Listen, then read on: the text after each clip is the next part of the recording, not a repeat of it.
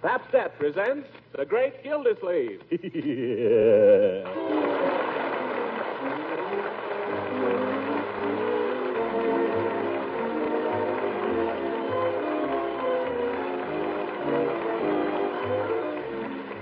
The makers of Pabst-ett present each week at this time Harold Perry as The Great Gildersleeve, written by John Whedon.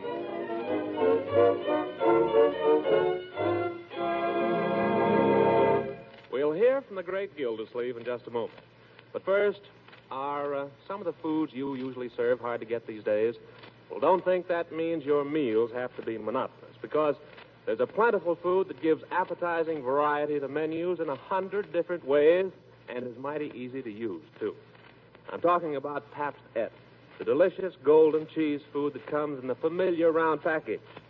It spreads easily to make tasty, nutritious sandwiches. Pabst-ett also slices neatly to serve with apple pie or fruit.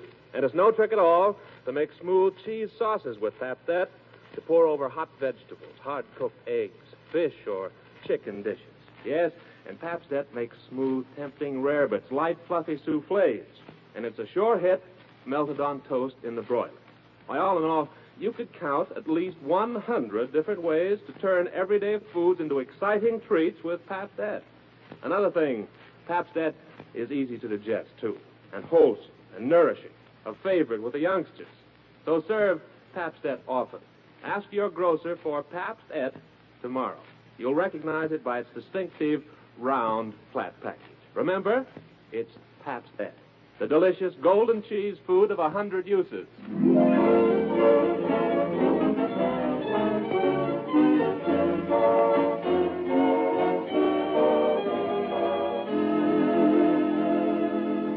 And now, let's join our friend, the Great Gildersleeve, who seems to have been overdoing a bit lately. His legal counsel, Judge Hooker, has persuaded him to drop in on Doc Pettibone for a checkup. And while the judge stands by, the good doctor goes over the great man with a stethoscope.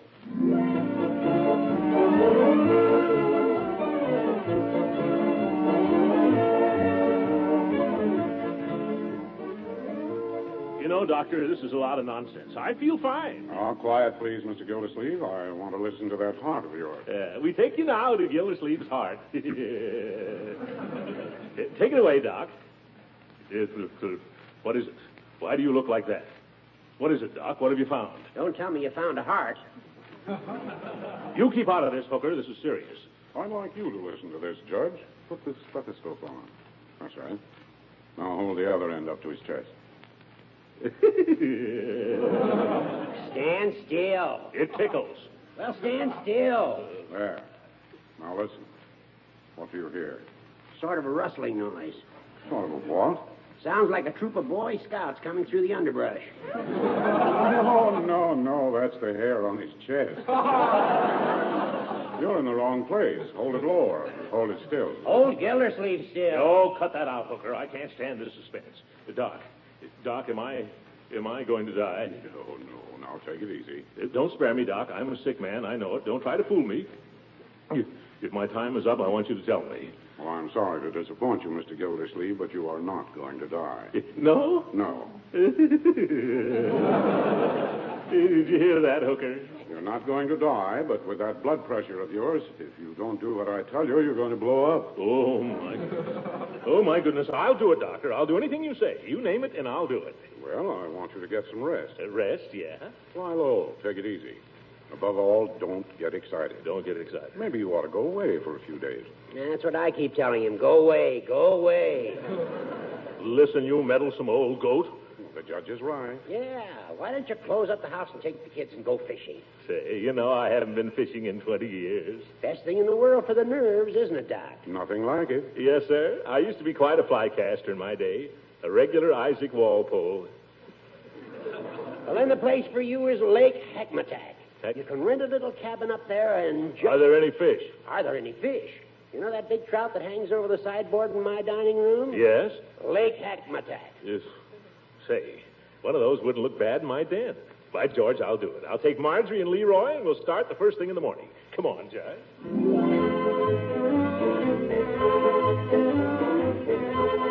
Mr. Mr. Gildersleeve, just a minute. Yes? There's one more thing. What's that, Doc? $5, please. Oh, yeah. $5.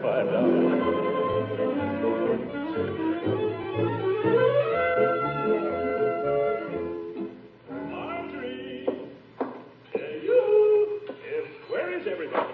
Leroy, you get right out of my kitchen. You've gone and messed up every poppy bottle I got. And look at that floor. Good evening, Bertie. Evening, Mr. Gilsleeve. My, something smells mighty good. It smells all right, but it ain't good.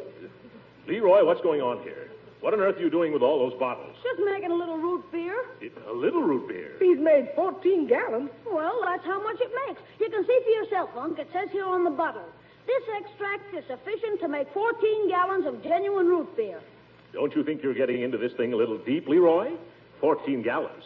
That's an awful lot of burps. Yeah, and he's used up every bottle and cork I got, and the wash tub still half full. Wash tub? Oh, you don't understand, Uncle Mort. I'm not going to drink it. I'm going to sell it. Leroy, did you ever hear of the Pure Food and Drug Act? No. Well, you will. And you're going to hear the Riot Act if you don't get that stuff out of Bertie's kitchen. Where's Marjorie, Bertie? She's out back, Mr. Gilsleeve.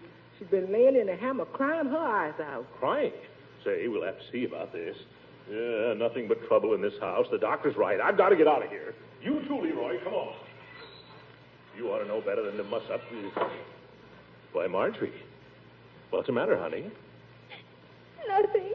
It's Doug. He was supposed to take her to the movies tonight, and he's standing her up. He is not. I'm standing him up. Huh?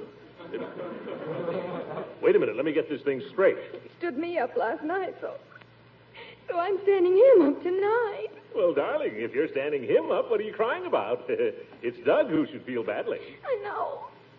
But he doesn't. He's going to take that Helen Gibson out. Well, you told him to take her out. I heard you. Yes, but he's going to do it. Oh, that's women for you. Take my advice, Unc. Never have anything to do with them. Yes, all right, Lee. Take it from me. The more you do for them, the less they appreciate it. I know. Read them off and tell them nothing. That's my method. Take my advice. Leroy, why don't you start a column? You tend to your root beer and lay off your sister. Now, Marjorie, I wouldn't waste any tears on a fellow like Doug. He's nothing but... Don't you dare say anything against Doug. Stick around, Leroy. I may need you after all. Remember, Marjorie, there's better fish than Doug. He's right in Lake Hackmatack. Say, how'd you like to go to Hackmatack for a couple of weeks, huh? We'll rent a little camp, and we'll do nothing but lie around in the sun all day and fish. What do you say? Fish! Yippee! If I wasn't asking you, Leroy. Marjorie? Well, if there's going to be any fishing, there's one thing I'd like to know first. Oh, what's that? Who cleans the fish? Yes, there is that. Leroy, you're getting to be a big boy now. What's the matter with you cleaning the fish, Unc? Well, I'll tell you. Funny thing about me and fish. I'm not a squeamish man, but if there's one thing I can't stand, it's cleaning fish. Perhaps we haven't caught any fish yet. Wait a minute. I've got it. Hey, Bertie! Oh, Bertie! Yes, Mr. Gilsleeve. Bertie, how would you like to go away with us tomorrow for a nice vacation?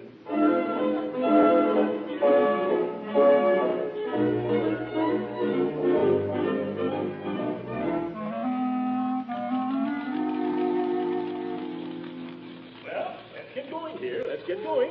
It's 10:30, and we were going to start at 8 o'clock. Come on. We're coming, Uncle Mort. Well, then what's holding us up? We're just packing the lunch. For goodness sake, we just finished breakfast. Now, you'd be the first to holler, Mr. Gilsleeve, if there wasn't any lunch. We'll be done as soon as we finish these deviled eggs. Yeah, I don't know why it is every time we go anyplace, all the women in the house have to start deviling eggs. Have you got the thermos bottle? Yes. Have you got the steamer rug? Yes. Oh, Uncle Mort, why don't you just leave the packing to us? We can do it much quicker if you'll just let us alone. Well, I'm just trying to help, for heaven's sake. Of course, if I'm not wanted here, far be it Why from don't me. you go get the car out? A man tries to offer his services around here, and he gets his head taken off. Come on, Leroy. Hey, Unc, can I back the car out? No, you may not. Why not, Uncle Mort? Piggy Banks backs his car out. I can do it honest. You heard me. I said no. Well, why not? I've told you before, young man, you're too young. You're much too young to understand about cars. Oh. Now get off the running board. I'm going to start it up. Yeah. Have you been fooling with this car, young man? No, sir. But may I make a suggestion? No, you may not. What is it? Why don't you turn on the ignition? Turn up the... Yeah. It's a funny thing. I've been trying to start it that way for years. It's never worked yet. Gangway! Look out! Hey there, young fella. Watch out where you're going. Well, who the... What are you trying to do, Throckmorton? Run over me? No, Judge, but it's a nice idea. That's gratitude. An old friend comes over to say goodbye to you, and you try to run him down. Here's a lunch basket, Miss Gilsleeve. Oh, Leroy, while you're resting, go get that, will you? I'll open the trunk. One side, please, Judge. Leroy, what's all this in here? That's my root beer. Well, get it out of there. Oh, We've got to have room for the baggage. We can't take all this. well, gee, can't I take some of it? You can take 6 bottles. That's all we'll have room for. That's all you'll have room for, too. Okay. The idea. I've never seen it. Good morning, Judge Hooker. Morning, Marjorie. Well, it looks as if you had a fine day for a trip. Looks like a scorcher, if you ask me. I'm dying already. Yeah, it is a little hot. It's a lucky thing it's not far to Hackmatack. I don't like the looks of that left rear tire there. Oh, I wouldn't worry about that.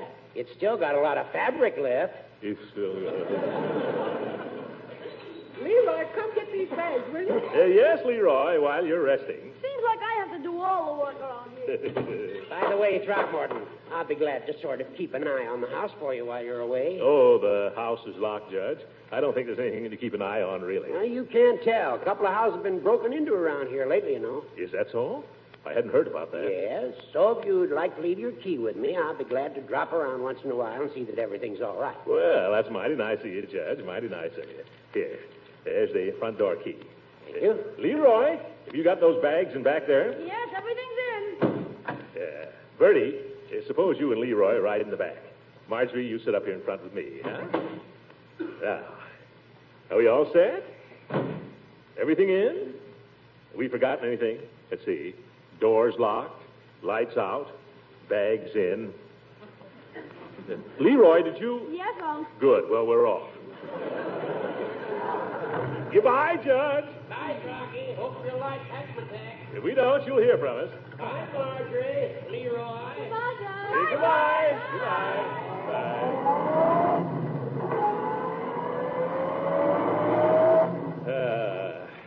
Good old Hooker. You know, this whole trip was really his idea, Marjorie. He's a sweet old thing, really. Yeah, he's a sweet old thing. I'm going to miss the sweet old goat. Well, ought to be a nice trip. Ooh. Hey, Unc, what was that? Sounded like a blowout. I knew it. It's that left rear tire. There goes another. Oh, there goes our trip. Can you beat it? You work hard all year. You save your money. You mind your business. You try to take a well-earned vacation. Oh, no. That's 4 of them. Oh, the spare. How do you like that? Well, let's get out. You get out, Leroy. I'm afraid to look. I've seen some bad breaks in my time, but I'll be... Mort? I mean, I'm a patient man, but good gracious to Betsy. Well, that's life, I guess. Bertie, did you ever change a tire? Hey, Unc, what do you think? Don't tell me. Let me guess. The tires were okay, all of them. Leroy, this is no time for joking. I'm not joking. They're okay. Leroy, I distinctly heard something blow. So did I. I'll tell you what blew. It was Leroy's root beer. That's what blew. I told him he put too much yeast in that stuff. Root beer. Oh, this is going to be one of my bad days.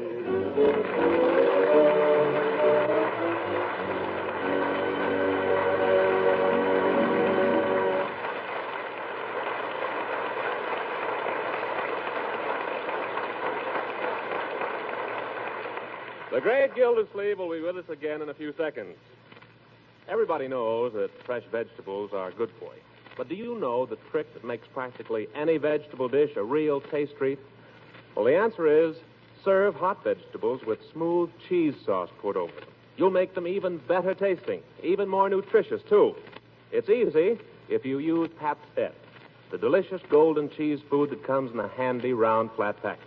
All you do is melt Pabst-Et in a double boiler, stir stir in a little milk and season. Presto, you have a grand, smooth cheese sauce, not only for vegetables, but for fish and chicken dishes, macaroni, rarebits, any number of foods. You'll be surprised how a luscious golden cheese sauce, the kind Pabst Et makes so easily, adds sparkle to everyday dishes, gives them appetizing variety that just calls for second helpings.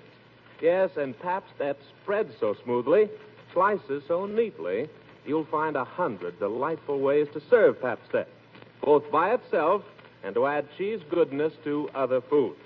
It pays to serve Pabst Et often because it's so nourishing, a fine energy food, rich in milk protein, and it gives you vitamins A as well as the milk minerals calcium and phosphorus. So ask your grocer for Pabst Et tomorrow. Remember, Pabst Et, the delicious golden cheese food of 100 uses.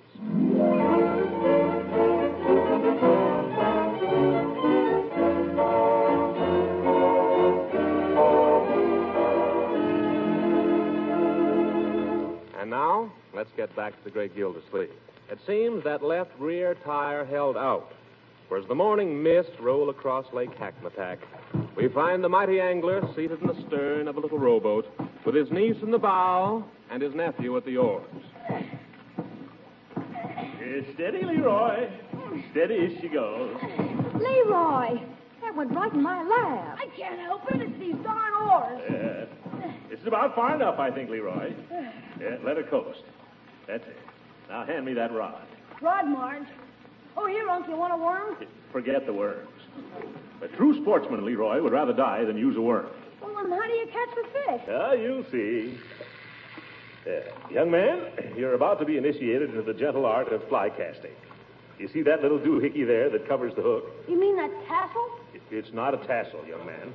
That's the fly. You see, it's very delicate. The finest ones are so delicate, they're made of hummingbird feathers. Do the fairies make them, Uncle Mort? Oh, shut up. There's a lot of angles with this, young man, so watch carefully and don't be so smart. I'm watching. Now, this is how your true angler tempts the finny tribe. It's all done with the wrist, see? And the secret is in getting the rhythm. 1, you cast it. 2, you jerk it back. You see? 1, 2, 1, 2, 1, 2, 1, 2, 1.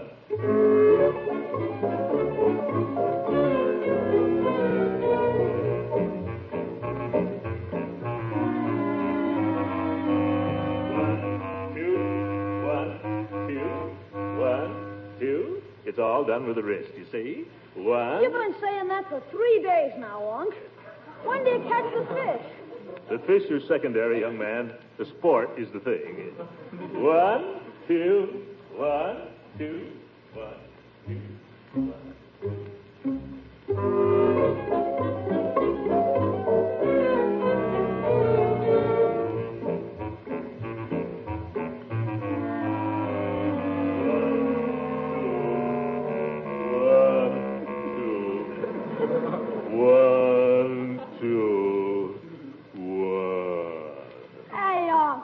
How long does this go on? Yes, really, Uncle Mort. All right, Leroy. Pass me the worms. Tell me something, Uncle Mort. What makes you think there are any fish in this lake? I've seen them. Where? In Judge Hooker's dining room. Oh, then what are we doing here? Judge Hooker has a stuffed trout over his sideboard that long. And by George, I'm not leaving here till I catch something. Can you beat it? 5 days, not a single bite. Not even from a mosquito. Not one. Remember, Uncle Mort, the sport is the thing. The fish are secondary. Give me those worms. I've tried dry flies, wet flies. I've tried casting, trolling. If this doesn't work, so help me, I'll go in after him with a club. Hey, Unc, look down there. What? Where? Down in the weeds there. Huh? See him? Ooh, and a fat one, too. Be quiet, everybody. Be very quiet now. Shh. If I can just lower the hook down there without scaring him. Easy. It don't move. What's that, a mosquito? It's an airplane. Well, keep it quiet. Remember now, fish are jittery. Easy now. Nice fishy. Come and bite the little worm. That plane's coming this way, Unc. Go away, plane. He's diving. It's a power dive. Look at that baby come. Oh, the crazy fool. Look out, everybody, duck! Oh, it's Doug. He's waving. Hi, Doug. Marjorie! Hi,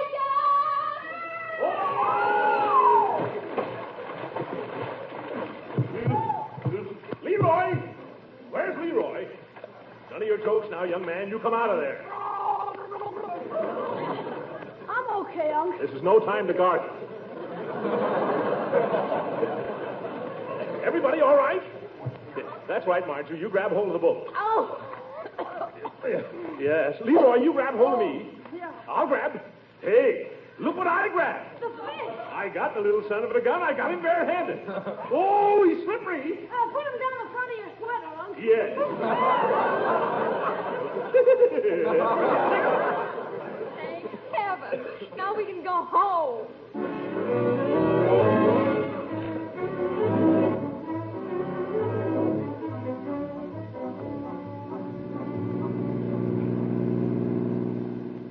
Be it ever so humble, there's no place like Summerfield.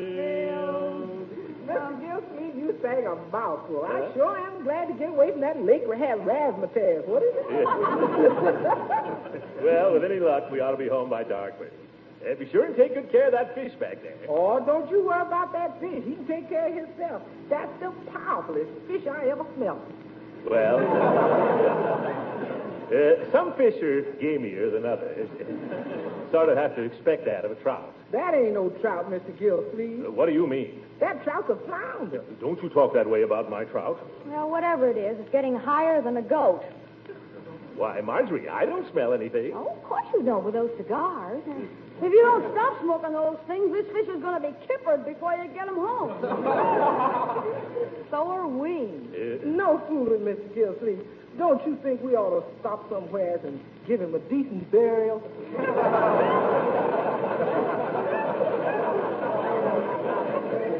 Nothing doing. That fish is all I got to show for a misspent week. If he bothers you, you can hang him out the window or something. Hey, that's an idea. Hang him on the fishing rod and stick him out back. Here, I'll do it. Now, don't let him get away. What are you expecting to do? Thumb his way back to Lake Hackmatack? There, that'll air him out a little. Well, what's that guy honking about? All right, brother, come on if you're going to pass.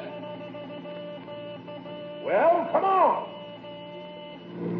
Hey, What do you want? you got a fish. I know you got a fish, you big dodo. I think the man had never seen a fish before. Mr. Gilsleeve, What is it, Bertie? I ain't sure, Mr. Gilsleeve, but it looks like there's some seagulls following us. Oh, fine. Yep, that's what it is. They're after your fish, Unc. They're after Junior. Step on it, Mr. Gilsleeve. Yeah, pull in your line, Leroy. Pull in your line. Play him, boy. Play him. I have more trouble with birds. Oh! Go away, birds. Go away.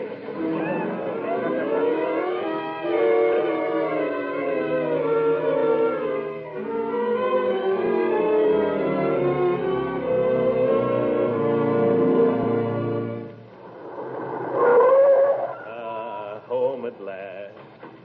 Come on. Let's get this stuff out of here before it gets any darker. Don't forget that fish. As if we could. I got the lunch basket. Who's going to carry in all these bags? Thanks. Leroy, while you're resting, old man. Yeah. Watch your step, Marjorie. It's pretty dark. You? Uncle Mort, are you all right? Something's grabbed me. Leroy, what did I tell you about those croquet wickets? I thought I put them away, Unc, honest. Yeah. Look out for that mole trap there, folks. Gosh, feel that grass. I bet it's grown 8 inches since we've been away. Leroy, first thing tomorrow morning. I know, while I'm resting. Yeah. Hey, somebody left a light on upstairs. Where? In my bathroom. Bertie, has that been burning all the time we've been away? Wasn't me, Miss Gilsleeve. Well, who was it then? I don't know, Miss Gilsleeve, but it's in your bathroom. Yes, well, that's right. Well, come on, bring the bags, folks. Boy, it's stuffy in this house. Don't forget to put that fish in the icebox, Bertie. The icebox isn't built that could hold that fish. Miss Gilsleeve, somebody's been in the kitchen. What do you mean? Tramps or gypsies or somebody. How do you know, Bertie? There's dirty dishes all over the place. Miss Gilsleeve, you don't think maybe it's been burglars? Burglars? Well, we have to see about this, Bertie. Miss Marjorie, you and me better go count that silver. Listen. Huh? What is it? It's your shower, Uncle Mort. Shower? You didn't go off and leave it running. Certainly not. I always turn that little... There's somebody in it. There's somebody up there right now. How do you like that for nerve? Takes a shower before he robs the joint. Quick, Unc, call the police. It's no use, Leroy. The wires are cut. How do you know? They always are. It's the first thing robbers do. But you can't wait for the police, Uncle Mort. You've got to go up there and get him. You're right, Marjorie. Who, me? I'll guard the back stairs, Mr. Gilsleeve, and if he comes down that way, I'll part his scalp with this meat chopper. Yes, you do that, Bertie, but do it quietly. And you go up the front stairs. Yeah, wait a minute. Maybe we better think this over a little first. A lot of angles to this. Leroy, you stand by. Okay, Unc, I got my baseball bat. Marjorie, you sneak out and run for the cops. Well, here I go, if nobody stops me. Be careful, Uncle Mort. Yeah. How? Quit pushing, Leroy. I wish it wasn't so dark. I don't dare turn on a light. I'm a little vulnerable in the light. Well, here I go. Oh, those squeaky stairs. It's probably these $6 shoes. I mustn't get excited. The doctor said I mustn't get excited. I'll bet he'd get excited, though. Well, now that I'm here, I want... Uh-oh. I can see him moving around behind the shower curtain. What do I do now? Remember what the coach used to say, Gildy? Get him below the knees, boy. I wish I'd never broken training. Come on, Gildersleeve, give him what you gave Hardwick. 29, 33, 76, hit him! Let go. Let go, nothing. Help, police. Gildersleeve. Hooker, what are you doing here? Well, what does it look like I'm doing? I'm taking a shower. Any objections? Yes, what are you doing in my house? Well, the painters were working on mine, so I thought I'd just move over here for a few days. I didn't think you'd mind. Matter of fact, I didn't expect you back so soon. I'll bet you didn't. Hooker, you knew you were going to move in here the minute you got me out of town. That's why you suggested that trip. Why, Throckmorton, I'm hurt that you'd say a thing like that. Come clean, Hooker. You just had a bath. You knew it all the time. Well, I had to have the house painted. You know that. It was a disgrace. Yeah. I can't stand the smell of paint. It gives me colic. You wouldn't want me to go... No, I wouldn't want you to have colic. Anything I have is yours, Judge. You know that. Move in any time. Make yourself at home. Wreck the joint. There's one little thing, Judgy, about Lake Hackmatack. Lovely spot. Yes, lovely. But there's no trout there, and you know it. Now, there you're wrong, Throckmorton. You just didn't try the right place. Don't tell me. I combed that lake from one end to the other. Well, no wonder. You should have tried the place where I got mine. Where was that? At the Hackmatack souvenir shop.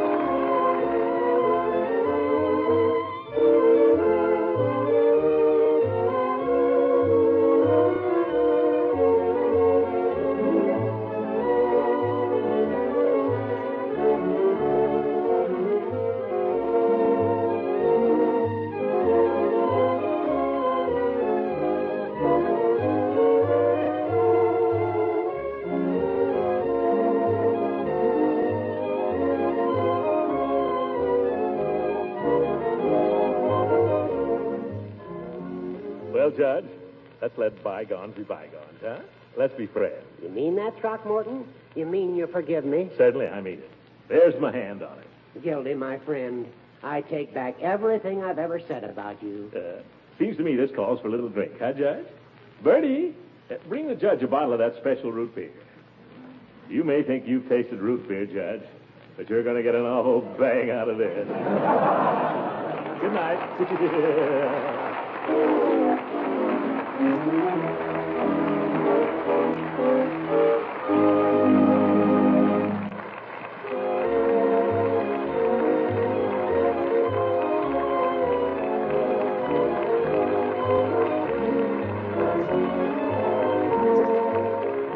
Original music heard in this program was composed and conducted by Billy Mills. This is Ben Alexander speaking for the makers of Pap Steps and inviting you to tune in again next week at this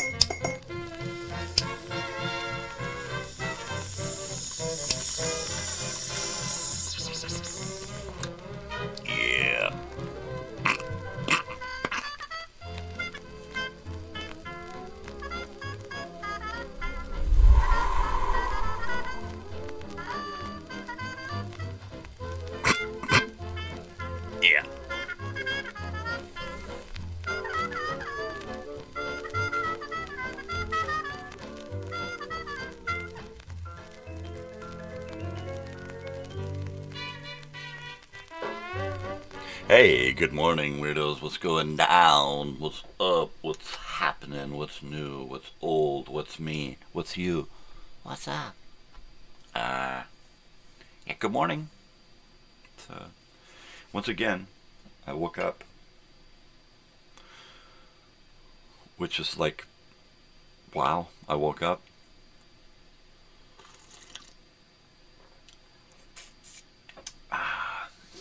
There you go. It's kind of a bummer when people pass away in the celebrity world and I'm unable to find anything really good with them in it to kind of put on my video time machine. Feeling itchy this morning. I don't know why. Feeling itchy. Son of an itch. Yeah, that's him. He's a son of an itch. Yeah, itch and a scratch. Itch and a scratch. Break out the cannabis here. I need to get onto Thrift Books and order my next book.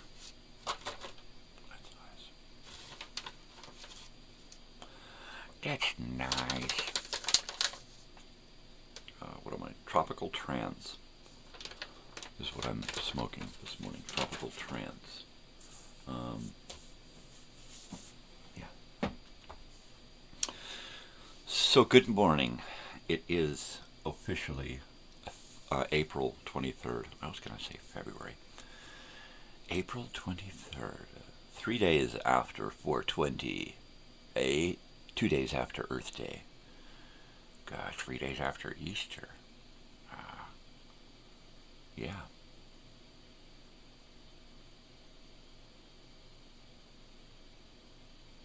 Abayos con Dios il Papa. There you go.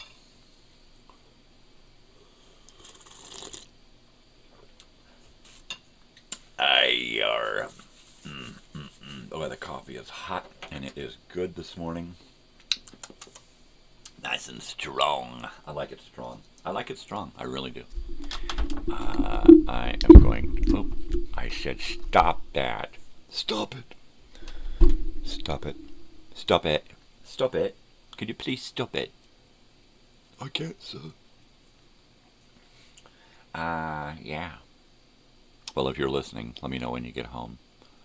And I'll be, Well, I'll still be here. 'Cause I ain't going anywhere. No sirree, Baba Rooney. It's me. All morning. Right here. Good morning, Secretary. How are you this where you keep looking at me with that knowing smile. That Cheshire Mona Lisa grin there. Not a Cheshire, but a Mona Lisa grin. I can't help it. I can't help it. Women are beautiful. I can't help it. You know what's evil? Clothing. That's evil. Clothing is... You know what? When there are people who are born, live, and die, and they're mostly naked most of the time, and nudity is never frowned upon. There is no rape. There is no sexual abuse. There's sex for procreation, and it doesn't go any further than that, right?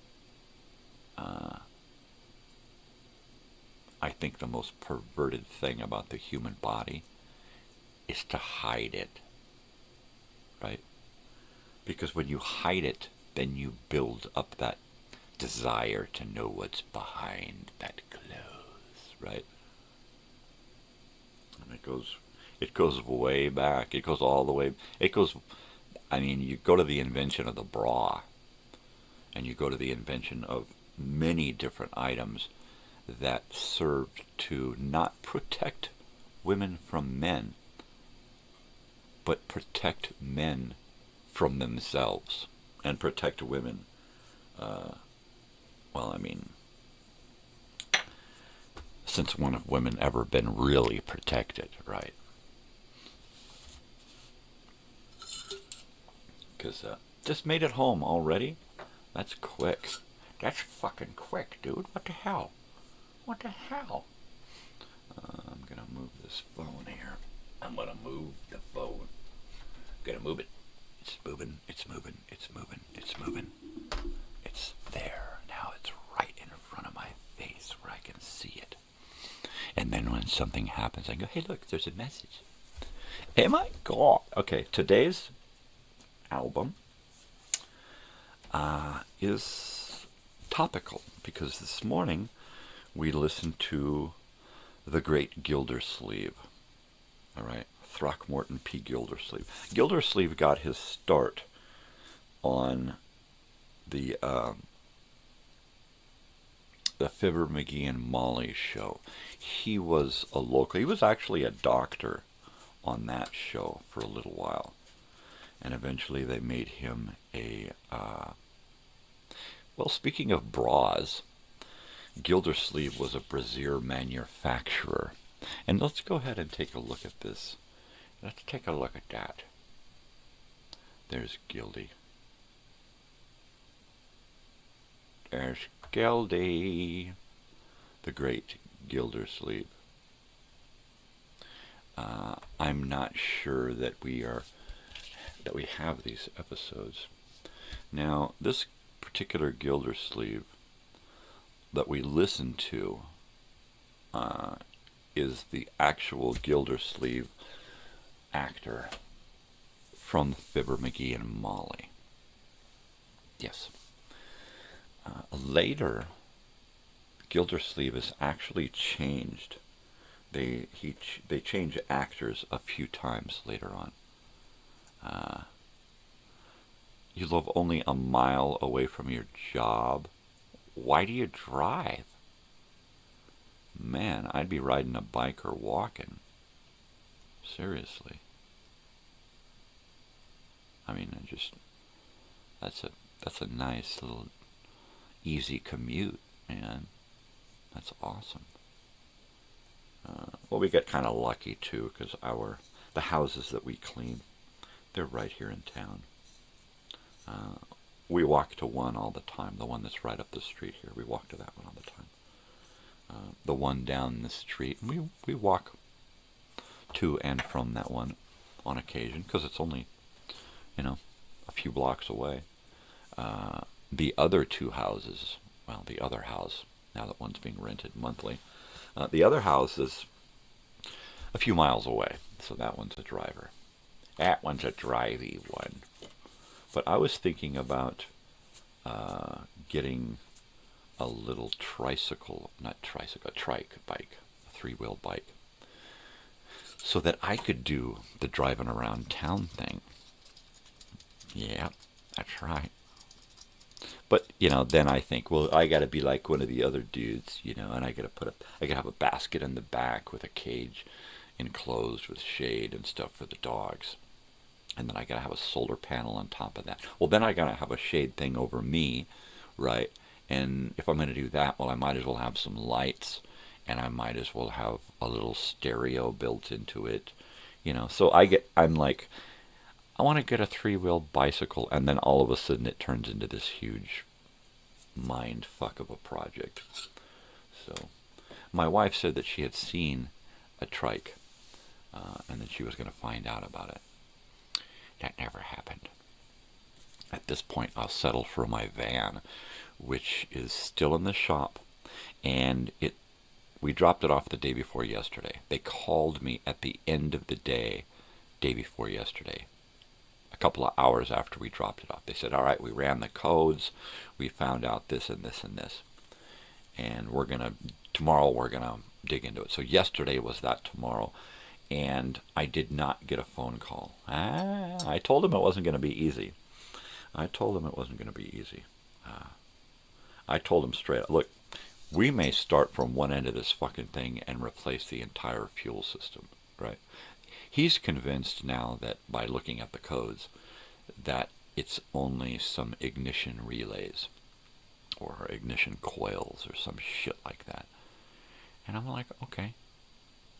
I hope that it's that easy, but the way this thing sat most of its life, it's got 97,000 miles on it, and it's 23 years old, 22 years old.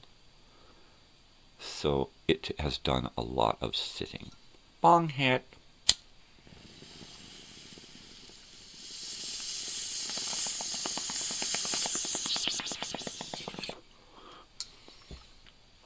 Totally.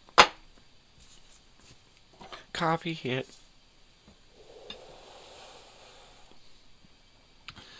Watched a little McCloud last night.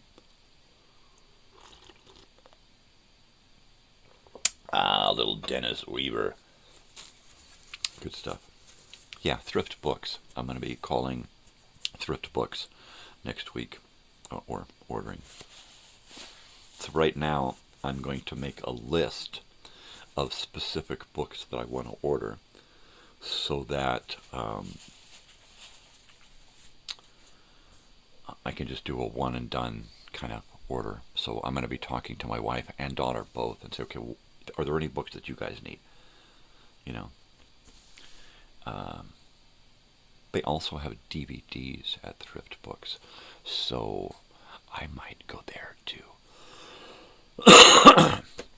If I can figure out if there's any particular DVDs that I need, I'll go ahead and order them then too. I'm talking stuff like old-time TV shows and old movies. I'd love to be able to get the box set of ABC after-school specials. I think that made it to DVD. And stuff like that, you know. There's no need to go after things like the Sid and Marty Krofft shows, because those are on Roku, those are here, those are there. I like to go after stuff that I can't find. Usually after I find it and get it and have a physical representation, it'll wind up streaming somewhere.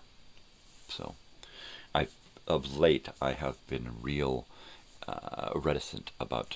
hesitant about getting any new reticent with Redson. I was about getting any new DVDs, right? Now VHS, if I'm at a thrift shop and I see a VHS and it's something that's me, then I'll get it. Who wants to look at my secretary? Oh, my secretary. Oh. Yeah, what a beautiful woman. Dun, dun, dun, dun, dun, dun, dun, dun, dun, dun. Yeah. I could stare at her all day, really. You know? And I don't feel any perversion. I just imagine an imaginary world where she and I know each other. That's it. Like, maybe she is my secretary. Maybe she's my wife in another life. I don't know. It's an old photo. It's got to be from the 60s, 70s maybe. Probably 70s. Her hairstyle says 70s. Her clothing, the typewriter, I'm going to say 70s. Sorry, pardon me. We'll go ahead and ask you guys, what do you think? 70s? Yeah. Alright, that's enough, perverts. You perverts. There you go. There you go, baby. Well, what's been going on over here? Not a lot. I took my daughter to school yesterday and made a bed in the back of the C-Max and passed out for an hour. And came home. That's about it. Pretty uneventful. And that's the way I like it. I like it slow and boring. My wife, she's always up and doing something. I got to do laundry, got to do this, got to wash some dishes, got to blah, blah, blah, blah, blah. And I was like, honey, just come sit down on the couch. I can't. Just come sit down on the couch and just sit here. Just you, me, the dogs, a little detox, a little TV, you know. She's full of energy. She's not lazy like me. And then, of course, my daughter. No, I haven't watched those commercials yet. Tomorrow, I'm going to be working on the video time machine. So I'm going to be grabbing one of those blocks and opening it up and pulling from it, and look to see what I could find as my favorites, and see if I can find anything that I want to throw on this show. Because what I'd like to do is like do an English, an American commercial block, do like a Japanese commercial block, do an Australian commercial block, maybe a little German here. I think I did some Filipino commercials. I'd like to do some Portuguese, Brazil commercials. I'd like to find something from Alaska. That would be... mainly I like to find stuff about places that I'd like to go eventually. Japan and Australia. Probably Australia first, but Japan and Australia being tops on my list of places I'd like to go. I'm not one for traveling. If I travel, I'd like to see the United States. I'd like to see more of where I'm from first. I mean, there's a lot of people who travel the world and they've never even seen their own neighboring state, right? So I'd really like to do some traveling. Hence, getting the van fixed and roadworthy. And I told my daughter, I said, well, and my wife, I said, I'm thinking about maybe we get a little trailer for the van. At first, probably something just big enough to hold our camping stuff. Maybe an enclosed little trailer, something that's enclosed, looks like a little shed, tiny little, something that we can put our cooler and our barbecue and our tent and all our chairs and all of our crap, because I'd like to be able to set up a fence around our camp to protect my dogs. I don't want some other assholes fucking dogs coming in and messing with mine, because I'll have to kill somebody. And I don't want to kill anybody, so the best thing to do is just avoid that altogether and put up a fucking fence, which you would think that other people, well, my dog's fine. Well, yeah, he'd be even finer if he was on a fucking leash, right? My dog, he don't get into no trouble. Yeah, none that you care about. Your dog comes over and fucks with my dogs, and you're going to have trouble, period. I really despise people who will not take care of their dogs, i.e. put them on a fucking leash. That's it. You take care of the dog, you take care of you take care of everybody else and everybody else's dogs and everybody else's shit. Bung it.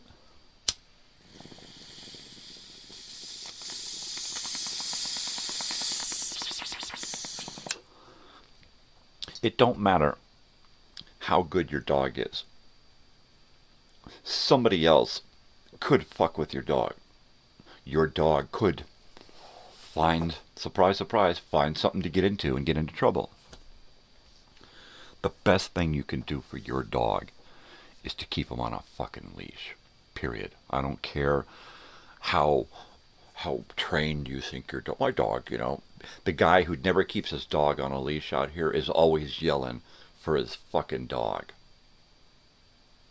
And it's like, from now on, when he yells his dog's name, I'm going to yell out, get a fucking leash. Every single time from now on. Because his dog comes over and fence fights with mine. There's other people here who have dogs who, on occasion, between the leash and the house or the house of the leash, the dog gets out and runs around and they got to chase the dog, and it's a big deal. You know what? Put the dog on a leash, take it outside, put it on the other leash. Fucking problem solved. People don't want to go there. They don't want to complicate their lives with responsibility, right? Come on, people. Get your head out of your fucking ass, get your head out of your fucking Trump, and get your shit together. What the fuck? Yeah, I coined that phrase, get your head out of your Trump.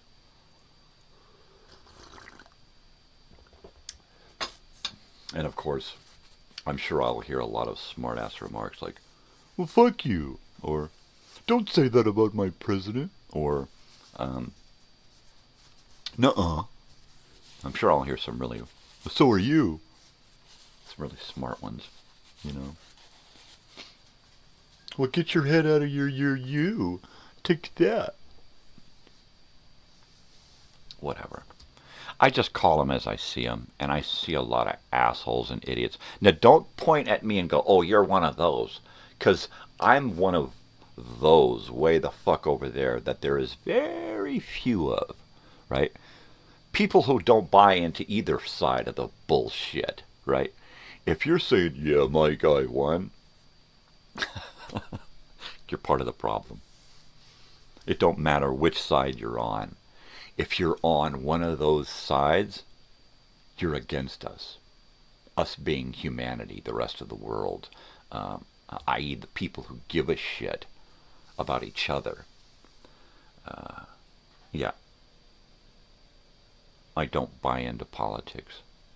I don't buy into the bullshit. I don't buy into government. Because it's all a trap. It's a trap. It's a fucking scam. It's Uncle Scam with his hand out. It's a fucking bullshit. It's no better than a greedy corporation who's just out to fuck you. Your eyes are closed? Yes, I think they are. If you're for one side or the other, I'm sorry, unfortunately. Come on over, I'll wake you up. My eyes have been open since I was a little fucking kid, and I would see my parents get pulled out of a car and beat up by cops, okay? I would see us being herded with a bunch of other same individual looking people, right? I've seen what the government does to Native Americans. I've seen what they do to blacks. I've seen what they do to Mexican Americans. I've seen what they do to the poverty-stricken. And if you haven't been shown, if you haven't seen it, if you haven't looked for it, then yeah, your eyes are probably closed, and it's unfortunate. But there's a lot of people out there who just don't know, because all they do is follow the dog roll. They follow the dogma. They follow the bullshit that's thrown at them. They don't see anything else. They have tunnel vision. All they see is what they're told to see and what they want to see, and they don't want to see the bad, right? So therefore they focus on, this is what I want. This is how I see it. And it's usually bullshit. It's usually some kind of fucking fabrication that's been, handed down to them. And it's just sad. It's really sad. Yeah, when I was a little kid, man, for the first 20 years of my life, I saw the reality, right? The real reality, not the handed down reality, the real reality.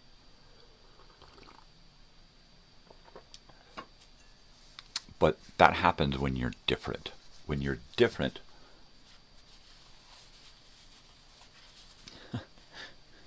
you're just different,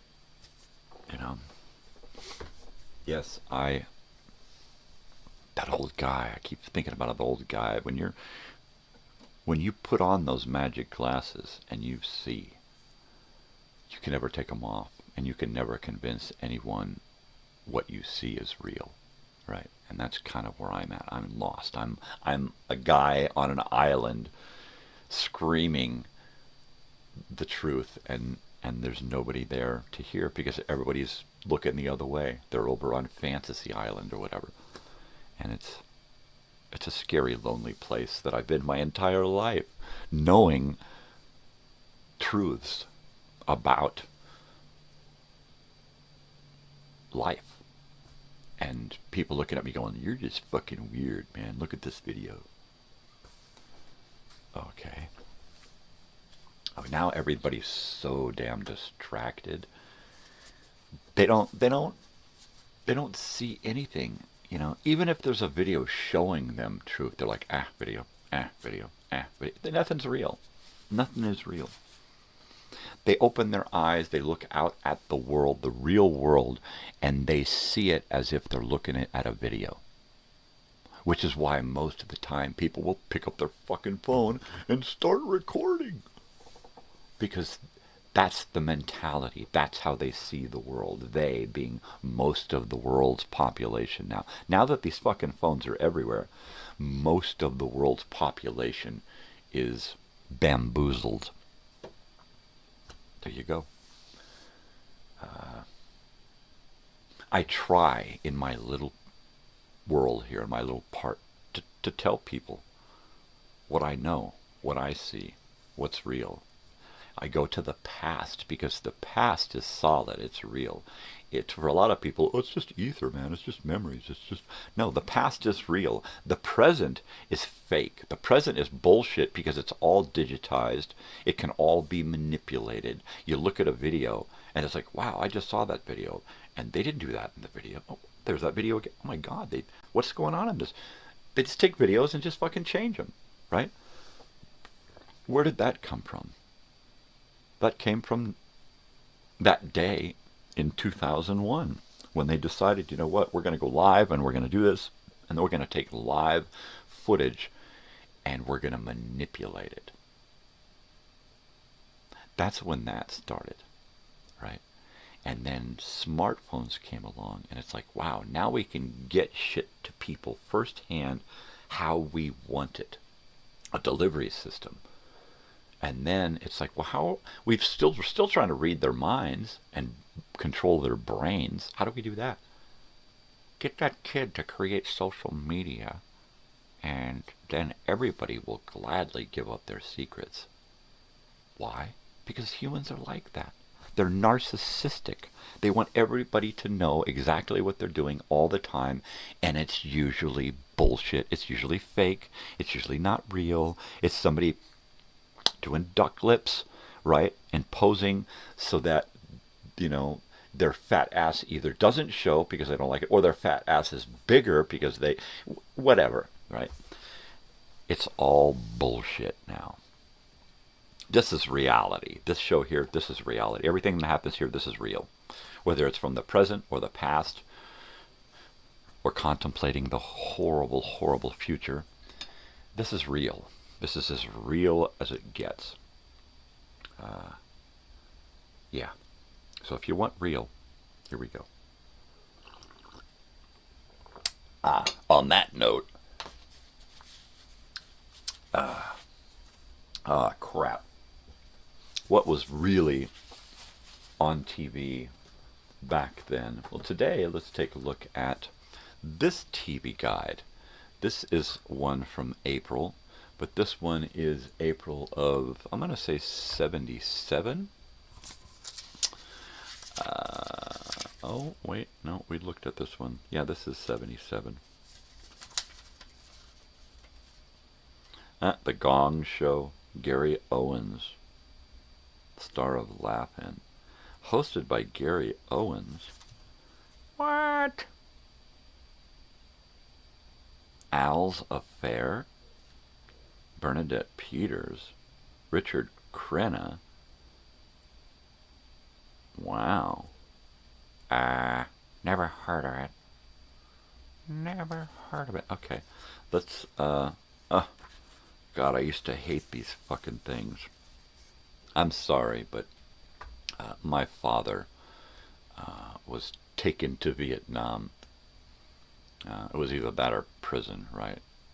So they did that to a lot of guys. Busted kids, rounded them up on the street, stuck them in jail, and then told them, well, you fucked up, we're going to send you to prison. Or you could join and go to the war. And a lot of these poor sons of bitches died over there because of that. Because of that fucked up war. And of course, they keep fucking around. They keep, you know, to this day, it's all about fucking people over, whether it's in their own country or abroad. That's what governments are for. Oh, I'm sorry. Do I seem a little bit bitter?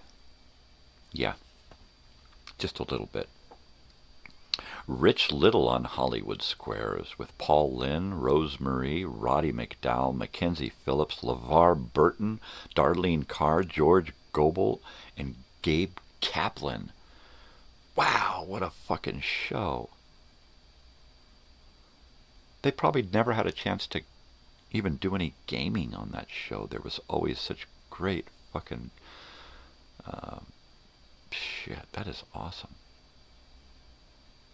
I'm going to read that again. Rich Little, Paul Lynde, Baby Rosemarie, right? Rosemarie, Roddy McFucking Dowell, dude. Mackenzie Phillips. One Day at a Time. Come on. Mamas and the Papas. LeVar Burton, right? Roots. Dummy Reading Rainbow. Star Trek The Next Generation. Darlene Carr. That Girl. And George Gobel, he was an older comedian. I would imagine that he and Gabe Kaplan would have been really odd having their comedy going back and forth. That would be pretty cool stuff to see, man. Today, Wednesday afternoon, The Kremlin Litter. I don't want to watch that. A lot of soaps again, a lot of soaps. What else do we got? This is 1977, April 27, Wednesday. This is Wednesday today, but we're a little bit off. We're a little bit off. Let's see. Let's go to the evening and see what's coming on this evening. We got Candid Camera at 7:30. That's pretty cool. The usual stuff at 7. Emergency 1, To Tell the Truth. McNeil Lair Report. Phil Donahue. The News. Chancellor Brinkley. Adam 12. Emergency 1 and Adam 12 on the same time slot. Double the Jack Webb Productions there. Andy Griffith. Partridge Family. Crosswits. Liars Club. And then at 7:30, Odd Couple. Newsroom. Pop Goes the Country, Celebrity Sweepstakes, Candid Camera, Baseball, Brady Bunch, Hollywood Squares again, Richard Crenna, Lynn Anderson, George Gobel, Earl Holliman, he was the guy on Policewoman, Angie Dickinson, Janet Leigh, that would be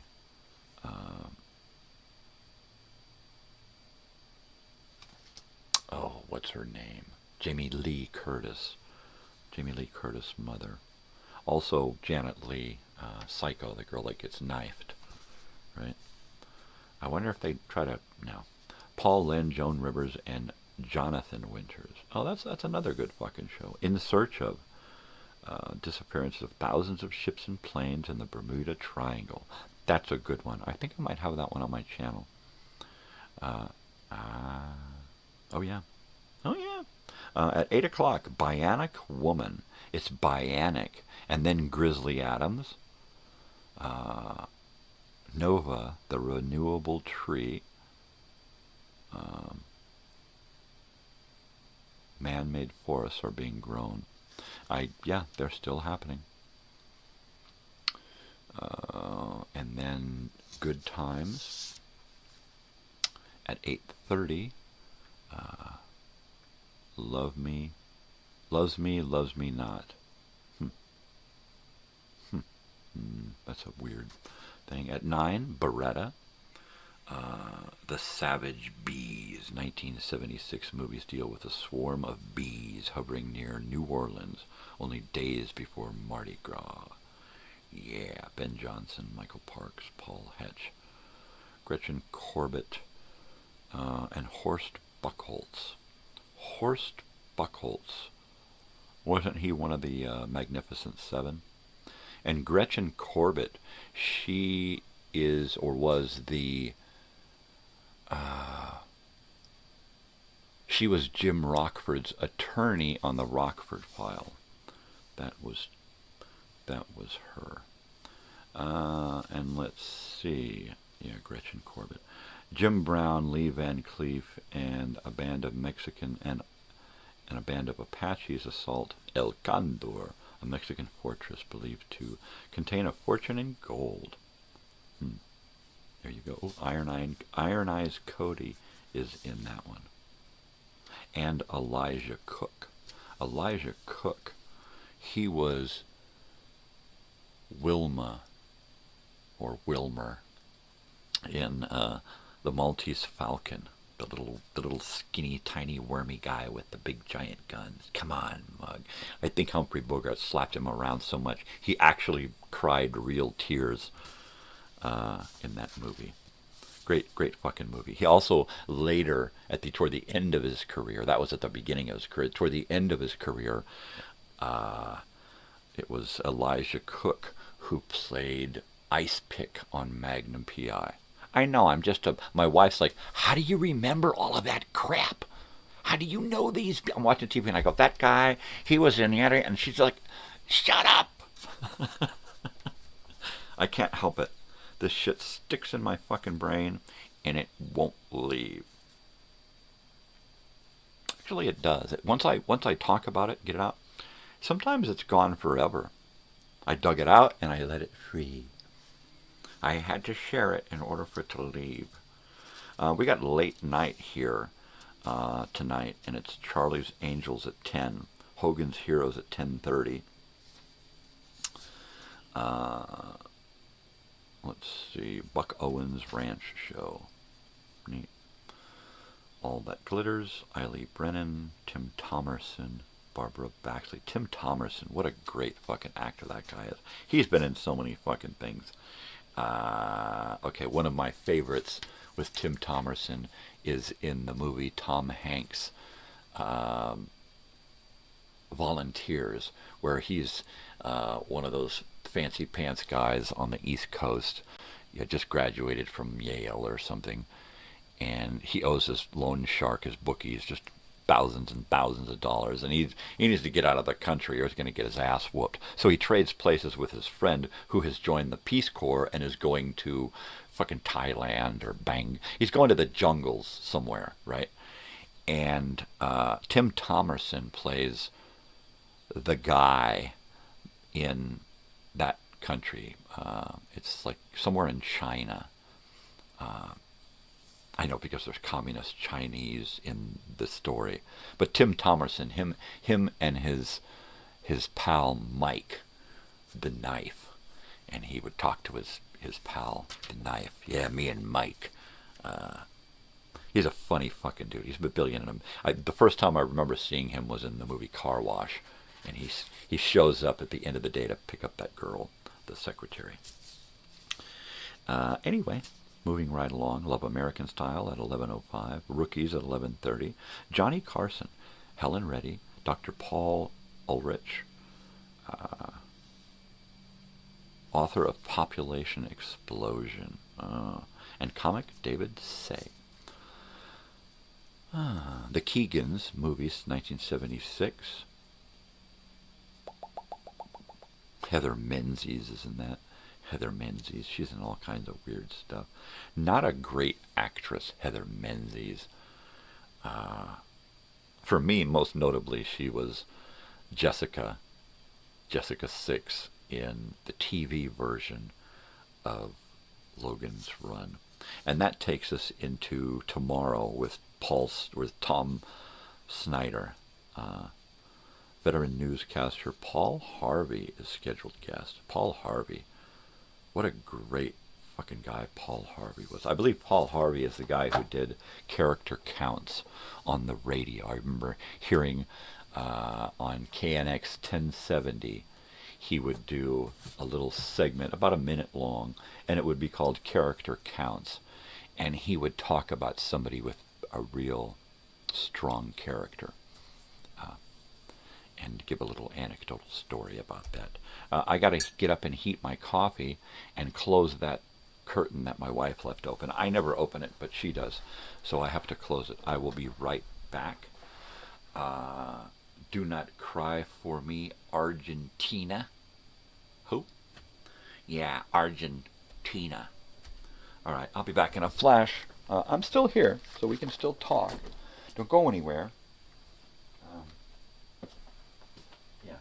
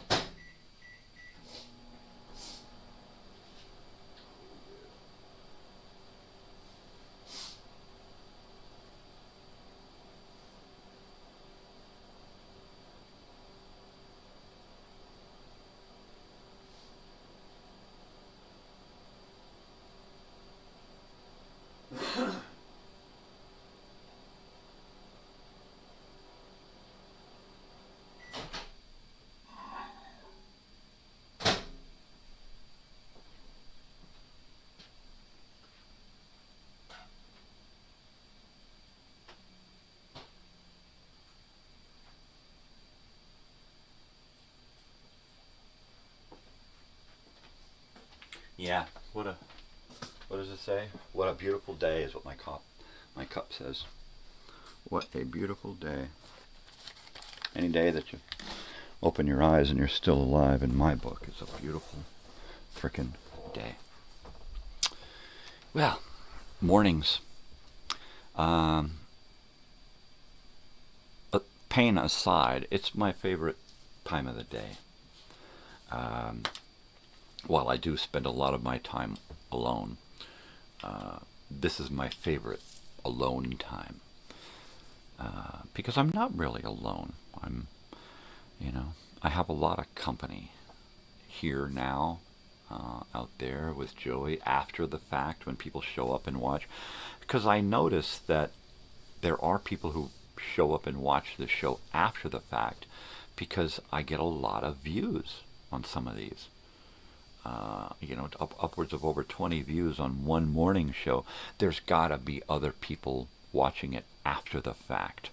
So, pardon me. So there you go.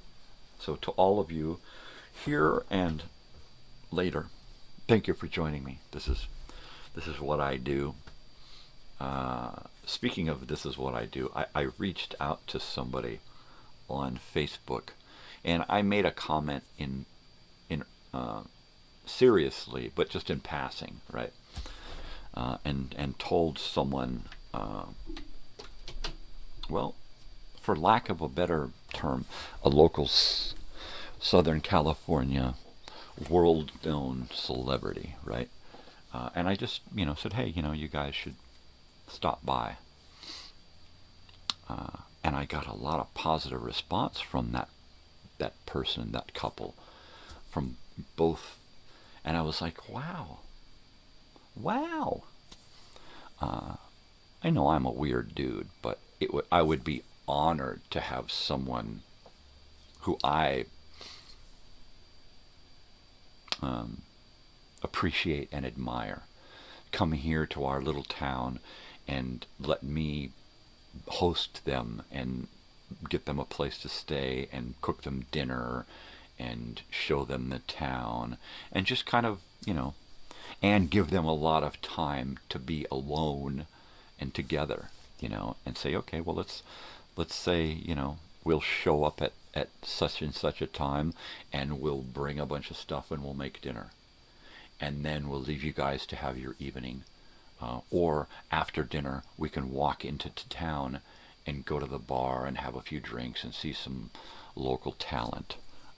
Or take a drive to one of the local establishments where you can partake on the local talent. Because it's a lot of fun out here. If I had more energy, I would be out doing shit every day and every night. It's all I can do to keep up with this and being a driver and cleaning houses and trying to plan all of this, right? While this part of my house looks relatively clutter-free and relatively organized.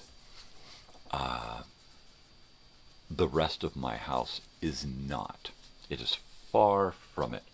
It is pretty, let's see, along this side of the room where there's bookshelves, I've got my cymbals and their stands, the drum throne, a box on top of that with a box on top of that, a lamp, a stool cane, a big giant art easel, a guitar amplifier, a portable typewriter, a stack of magazines, a heater, and a TV tray. And that's just along one side of this room. The other side of the room is my boxes for the week. My daily boxes. They're that and an air mattress in a bag and a couple of typewriters behind my couch. This is the rest of my drum set. I've got pillows and blankets on top of it to keep it protected. So my dogs now get up and use it as a fucking bed. So I really need to organize in here. But before I can organize in here, I've got to go out to my shed and I've got to organize that. Because if I don't organize that, I've got no place to organize all of this stuff into. This stuff is pretty much all recent, which is how my house works.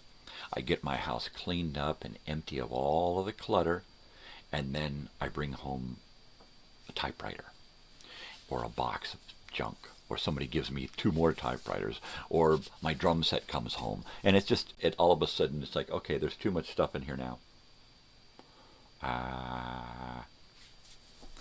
So I've got to get my shed organized, which is actually our laundry room, and it's an oversized shed. I could actually turn it into a little tiny apartment if there wasn't a laundry stuff out there. I could put a little kitchenette where the laundry is, and it would be a little tiny little itty-bitty studio apartment with no bathroom. That's it. In fact, my wife said, why don't we fix that up and we can put a bed out there, and then when my mother comes you can just sleep out there. And no, I'm not going to do that. First of all, I use the bathroom like 3 or 4 times a night, depending on how long I sleep. I usually sleep about 4 hours, so I usually get up about twice. I couldn't do that. Unless I had an outhouse, like right outside. Then I could probably do it. But I thought, know what? I'm going to do it in here because I stay up late and I get up early. So she's going to wonder, her mother is going to wonder, ¿Cuándo tu esposo durmiendo? Is that how you say that? When does your husband sleep? ¿Cuándo tu esposo durmiendo? She's going to wonder when the hell I sleep, because she probably won't ever see me sleep. And then she'll see me like nap for an hour or 2 during the day, and she'll think, is that all the sleep he gets? Yeah, pretty much. Well, good. Come on over and help me organize, because I got so much crap, dude. I mean, there's people with a lot of stuff, but I'm literally spread out over 4 buildings. I've got the stuff that I have in here that's unorganized. The stuff that's in the laundry shed, that's a lot of stuff. A lot of stuff. And then our travel trailer, which has become our storage. And then my friend's garage, which I'm using half of to store the rest of our crap. Yeah. I mean, move over here and you won't have to bring furniture with you. I got you covered. Seriously, there's so much crap here. I have so much stuff. What I'd like to do is empty that travel trailer and fix it up, or empty it and sell it. You know, what would be really neat, what I wanted to do with that travel trailer is strip it down demolish it all the way down, saving and salvaging all the little pieces that are still good for it, right? And throwing away and selling off any stuff we don't need from it till we get all the way down to the floor, right? Take the tanks out, everything, just completely strip it down to the frame, and then rebuild it from the frame up as a tiny home. Now that is what I wanted to do. Using metal studs, right? Aluminum, metal, whatever they're made of, steel. The steel studs. Because it's lightweight. A little more expensive. Well, maybe not nowadays. But it's a lot lighter. You can build it bigger and taller. You can use wood in a few places to strengthen up certain, like the corners, you're going to want metal up against wood, and you're going to want shit buckled together really wood. Really, really good. My idea for a travel trailer is so crazy. You build a tiny home, right? And it's a box. It's just a rectangular, tall box, right? And then where you've got a staircase going up, you've got a small lofted area that's not real high, but it jacks up, and then sides flip down, and it now the sides that flip down are solid that uncover windows around. So now you've got a loft that goes up, and you can take this thing anywhere because it lowers down, right? And then inside of the actual tiny home, you have big doorways that are open on a couple of sides, right? And then you have sides, solid wood sides, right, that fold out like this, right? And then inside of that, up against the wall on the outside, you've got these things that flip out like this, and you've got a floor that flips, a top that flips up like this, a floor that flips out like this, walls that flip out like this, and then flip out again. I'm flipping out. And then the top comes back down on top of those walls, and you just lock everything in. And now you've got one side where you've just created a giant master bedroom, because the bathroom and the kitchen are in the core. And then on the other side that flips out, it has a slight cover, but it's a yard. It has fencing that comes up, a little wall fence that comes up, and it's got the fake grass. And then you take out there, because when it comes out and folds out, it rests on some really strong stands now, and it's not just wood, it's made of ribbed steel and that kind of stuff. So when it folds out, it becomes a solid floor with the fake grass on it. You get one of those inflatable jacuzzis, boom. You get some hammocks, whatever you want to do, barbecues. But now you've got a larger tiny home, twice the square feet, with an upper loft room, a kitchen, bathroom, and you've got this yard, an enclosed yard, that you can take and park anywhere. So that was kind of my idea for a tiny home. I probably have drawn 20 different designs, at least, of tiny homes. It would be great if I could finally build one. I always wanted to build one for my daughter, right? Because I can't build her a real house and leave her a real home other than this. But I would love to be able to build a tiny home. That would be nice. Yeah. Well, it's just about 6 a.m. This is crazy, man. This is crazy. So it's been Lance Kerwin week. I had planned to watch another program today. I wasn't able to get it uploaded so I could do the quality checks on it and see if I had any copyright hits. It turns out that it is a after-school special, but I wasn't sure if I was going to be able to play it or not. So I didn't want to screw up my show and have my show get the boot because of copyright. So I decided to not air it this morning. I was going to do PJ and the President's Son. And I also have Me and My Dad. Well, that was one I was thinking about doing. But The Loneliest Runner and PJ and the President's Son. I'm going to see if I can get us something else to watch by the end of the week with more Lance Kerwin. I've been a little remiss on adding links to the show here, mainly just because I've been, screwing. You know what? In the name of screwing around, which is what I've been doing, I'm gonna do a bong hit because I'm screwing around. Yeah, you know what? We could literally, Joey, we could sit and organize stuff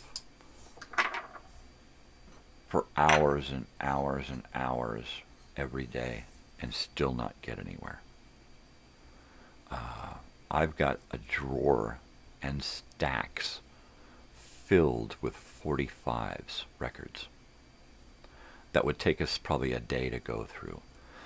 It would take us a day to go through all of my records. It would take months to clean them all.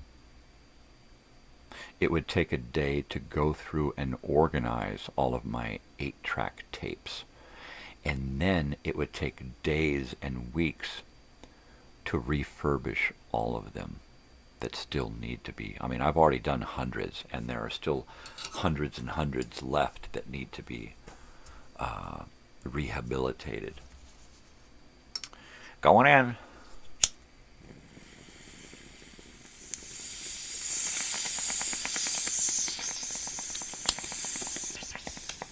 Old stereos. I've got dozens of old stereos that would take us days to go through, clean up, and test, and diagnose. Days. Video cameras. I've got dozens of video cameras. I use, a half dozen of them here. I literally have so much crap. I've got stacks of Betamax recording machines, recorder players. I've got boxes and boxes of Betamax tapes. I'm surrounded in here by them. If I get a Jones for something, I've got to have it whenever I see it. I go to the swap meet, I see, I got to have that. How much? I'll talk you down. If I can't talk you down, I ain't walking away with it. If I can talk you down, I'm taking it home. I've got brand new unopened LPs that I haven't listened to yet. 8 tracks I haven't listened to. I'm good at sorting shit out, doing repetitive tags. Oh, I don't forget. You're like me, yeah. I get hung up on something and I won't let it. I'm like a dog with a fucking bone, man. And I won't leave it alone until it's like, yeah, you move it a little bit. No, back there. I got to say, all right, let me get the ruler out and check it. I'm fucking, yeah. We didn't call it autistic back then. We didn't call it all the names they have for the stuff that we had back then that we have today. That they've got all these cool fancy names and diagnoses and all this and medication and stuff. It was all one thing, and it was all, they give you Ritalin. No matter what you had, no matter what your deal was, they gave you Ritalin. And that was pretty much the cure-all. And yeah, they didn't call it autism back then.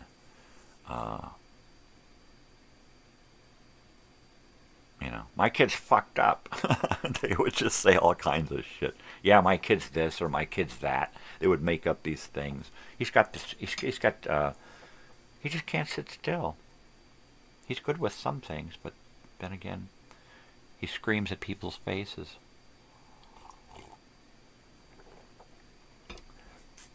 I was a horrible kid.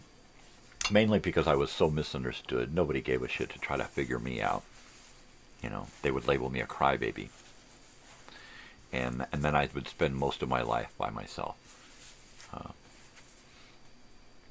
Yeah. There was a time, there was a time when I couldn't cry. I refused to cry because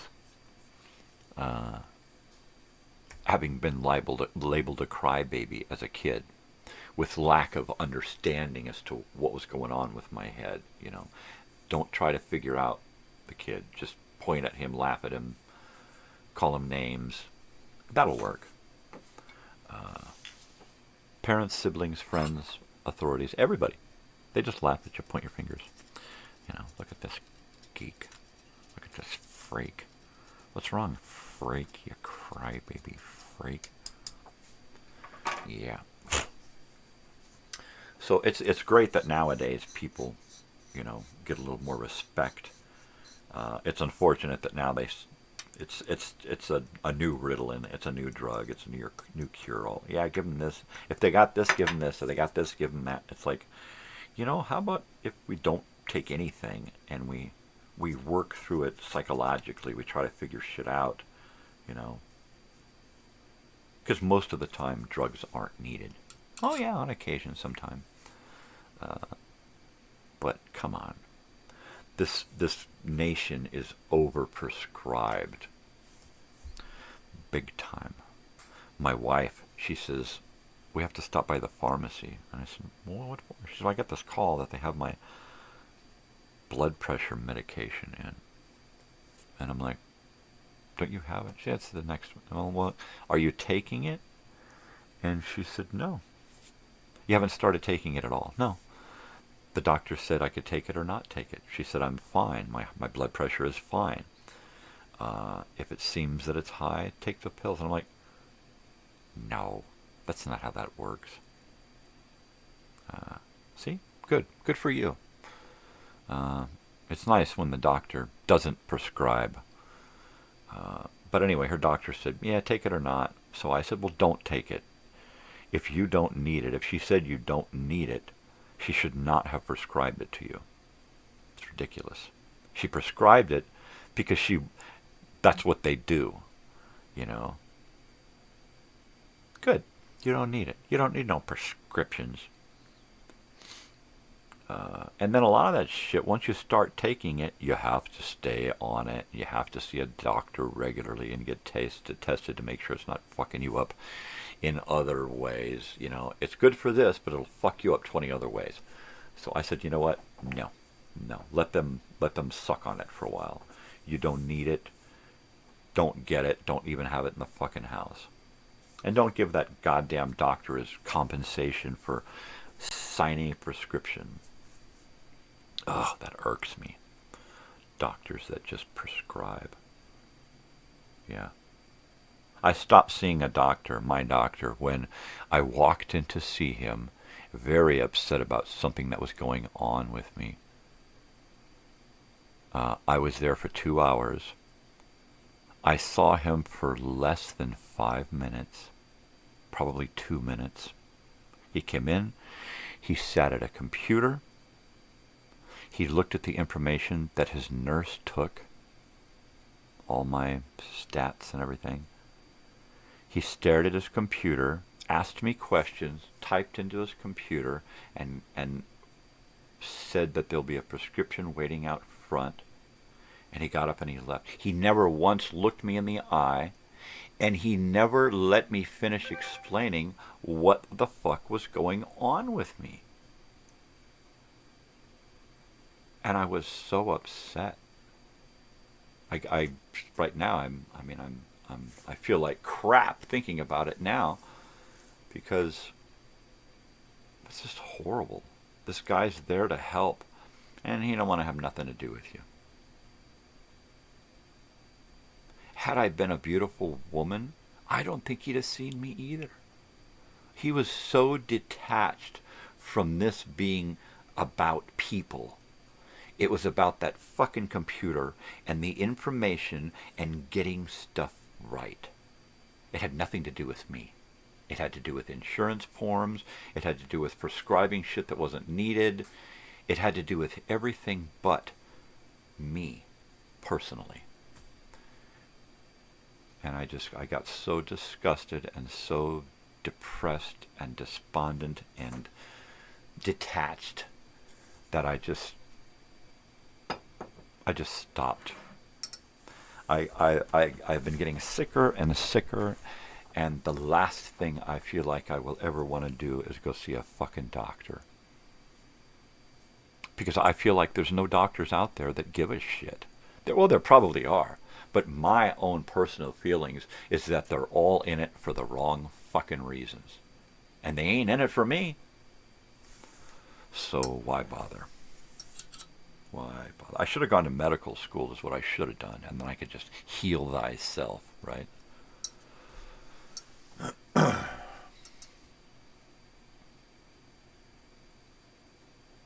It really actually pisses me off that the medical industry has become what it has become.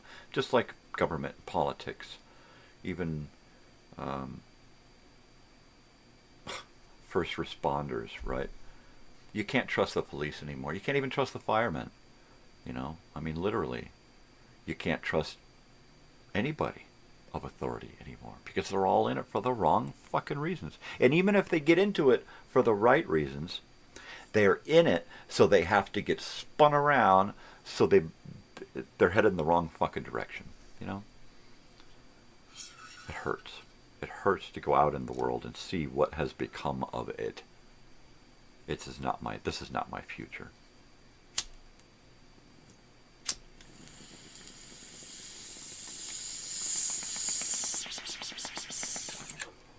No wonder they've legalized this. They've legalized gambling. Entertainment is the biggest industry right now. That and the medical industry. The two biggest industries. Why? To keep us fucking medicated and distracted from what's going on. Nobody looks up into the sky. And if they do, they point the video camera up. And if they do post that fucking video, nobody believes that the video's real anyway. Right? It's all bullshit. It's all a fucking smoke and mirrors. It's all an illusion. It's sad. It is very, very sad. I try not to talk like this when I'm with my family. This is my forum. If I don't get to do this, then I start talking like this with my wife and daughter. And they don't need that. They don't need to have all of that crap hanging around in their head. I'm the one that can't get rid of that shit. I'm the one that can't get rid of, the past.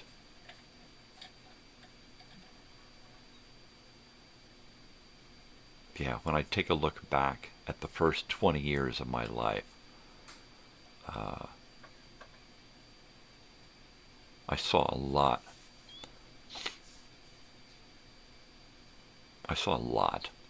A lot of mistreatment, people against people, human on human violence.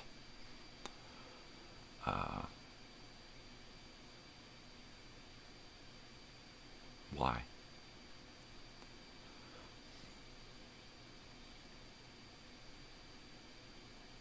I remember at 4 and 5 years old hearing stories of Vietnam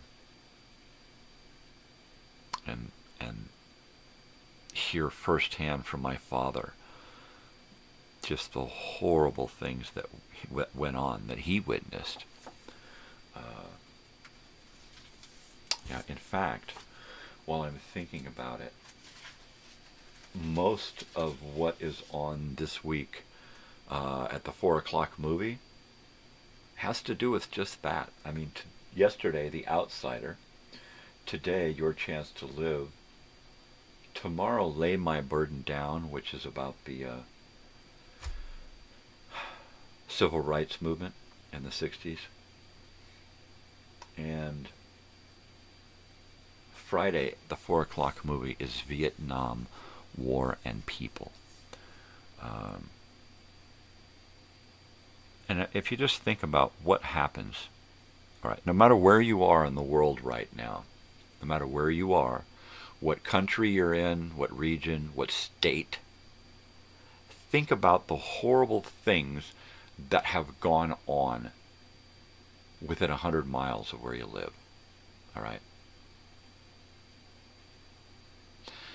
Joey, you being back east, I bet that you couldn't throw a stone without landing on some piece of real estate where someone has died horribly during the Civil War. I'll bet you dollars to donuts that if you look up a Civil War map for fights and battles and stuff and overlay that with where you live, you're probably knee deep in bodies. All right. Out here in the West, it's a little bit older. It's newer rather. So there's not as much that has gone on, especially out here in the desert. But I know that firsthand there's been some horrible shit that's happened right here. All right? That movie, Tell 'Em Willie Boy, is here. It's based on a character that came right through here with his kidnapped white woman. All right? And had a horrible death. There's Native American stuff that happened around here. Native Americans were butchered in this area. Mexicans before this was America, were butchered out here. People have come out of the desert and have just died. They're probably still digging up bodies of people who have just died out in the desert. Being out here in the desert, just a couple of hours drive from the city, and most of the area out here being populated with tiny little shacks, little hunting shacks everywhere. I bet dollars to donuts there's a lot of bodies buried out here near a lot of those hunting sheds. Where else would a serial killer bring a body to get rid of from the city? Drive it out to the desert, bury it 8 feet in. You know, I bet they've got those hunting shacks that have had dirt floors where there's just stacks of bodies in there. I'm telling you. Think about when you watch the news, all right? You're watching the news and you think, how could those people have done that to those people? They've got how many kids and they did what to them? And that happened only, the next town over. And those are the people that got caught. What about the people that haven't been caught? That's what really scares me, is knowing full well that what humans are capable of, and to think that anybody within a stone's throw of where I sit right now could be a serial killer. A serial rapist, a serial pedophile, a serial criminal, a terrorist, right? You never know. Things like that probably scare the hell out of the government, which is why they go to such great lengths to find out what the public is thinking, what are average citizens thinking about. Most of them join groups filled with like-minded people so they can share what they're thinking about. And then there are others that are just on their solo rave rant things, right? They hate everything. It's those people that they want. They don't want to just keep track of them. They want to nudge them and push them and plant stuff in their little evil little minds and get them to do shit so that, lo and behold, that son of a bitch just all happens to get some dangerous stuff and happens to use it on some of his fellow citizens. There you go. And all of those little nudges and all of the help that gets them to that evil point all of that is digital, so it can just be erased. They just all of a sudden freaked out. Yeah, right, like it just happened all of a sudden. All of a sudden they had this gun and they went in and shot up a bunch of people. All of a sudden, right? That's what they'd like us to think. That shit just happens all of a sudden. No. It takes a lifetime of programming to get people to fucking do that shit, right? I had to deprogram myself, right? I was programmed by my parents, mainly my father, to be a certain person. And had I continued, I would have been almost a copy of him. And I had to make a decision. No. I do not want to be him. I have to be me. I gotta be me. You know. There's nothing wrong with being him, but that's for him. That ain't me. Ain't nothing wrong with you being you and her being her and he being... There's nothing wrong with that. But I gotta be me. And that's where I had to say, you know what, I'm going to be this guy and not that guy. Because if I had been that guy, I would more likely have turned into one evil fucking bastard, right? Not that he was. But then again, I didn't really know him all that well, it turns out. So, there you go. You never really know. You never really know. I'm going to heat up my coffee and then break up another bud. And let's see. We still got enough time to screw around here. So, Old Time Radio Wednesday. I had planned to listen to a Gildersleeve show, but I think we'll just forego that. Go to my channel and find a shitload of Gildersleeve. You will not be disappointed. I've got it from the very first pilot episode up until where we're at right now. And in June, I'm already loading up June. And June, I've already got... Gildersleeve is engaged to be married in June. He's going to have a June bride. But it's a funny fucking show. Hilarious. All of the characters on the show, they come to life in your head. You see Leroy, you see Marjorie, you see Judge Hooker, and Gildersleeve, his big fat face. It's great. It's just fucking great, man. All right, I'll be right back. I'm going to heat up this coffee, because I got to. It's got to be hot, hot, hot. It's got to be hot.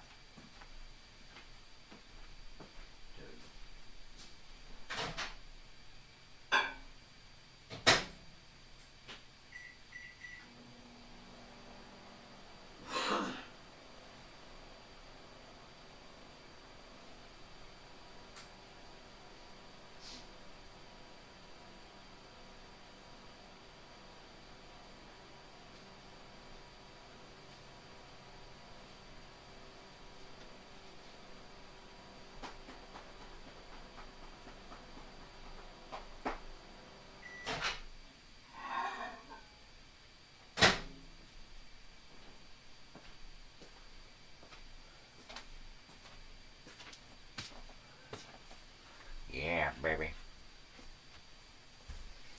Yeah, baby. Okay. Totally. I'm back, baby.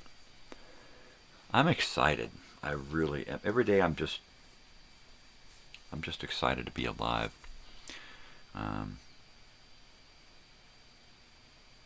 Every day my daughter gets a little bit further at university and gets a lot much closer to graduation. She's finishing off her first year at university. I'm not going to say that next year will be her last year, but next year, after 4 semesters, she'll be graduating from university with a bachelor's degree in psychology. And I'm going to urge her to take a break from that, from school, and maybe volunteer or get a job somewhere when she's done with school. but also I think I'm going to really encourage her to stay in school part-time out here and build up enough units to get a degree in art. Now, she's got an Associate of Arts degree, she's got a Liberal Arts degree, and she has a transfer degree in psychology. So she graduated the college out here with 3 degrees. What I'd like is if she thought seriously about going and getting a bachelor's degree in art, because all she would have to do would be to take a handful of courses here and then transfer, because she's already got a degree. Because she's alumni, she's going to get a really good deal out here at this college. And then she'll just transfer to this university that she's going to now, or another university. Because she's going to this university, she's going to graduate with a bachelor's. She's going to be an alumna. She's going to get a really good deal going back to the same university to get a bachelor's in art. Granted, she may have to go to, and probably will have to go to, the main campus. If I'm alive, I'll do some driving. Am I a little glitchy, or is it just my end? Because I'm freezing up and getting glitchy here on the glitchy side. Yeah. So let me know what you see. Let me know what you see. Yeah. There's a bunch of great stuff starting at 8 o'clock this morning. Old Time Radio Wednesday, so we got 4 shows on today. And then at 4 o'clock, Your Chance to Live. I don't remember what that film is about. I try to put the films so that we kind of get a wide spectrum of stuff to learn about and be entertained about. But because I do a week and then move on and do another week and move on, and so right now I'm planning for the first week in June, and I'm working in this week, the last week of April. So I'm spanned over 6 weeks and trying to stretch it out to 7 weeks, and then 8 weeks, and then 10, and then 12. I'm trying to get a couple of months ahead so that when I do eventually get to August, I don't have anything to do except live stuff.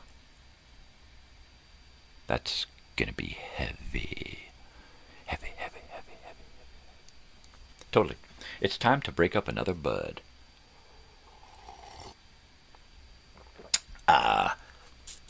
Because that's what I do, man. It's the morning show. Yeah. My little desk here. I love this desk. It's a great desk. Thank you, Amber. This is great.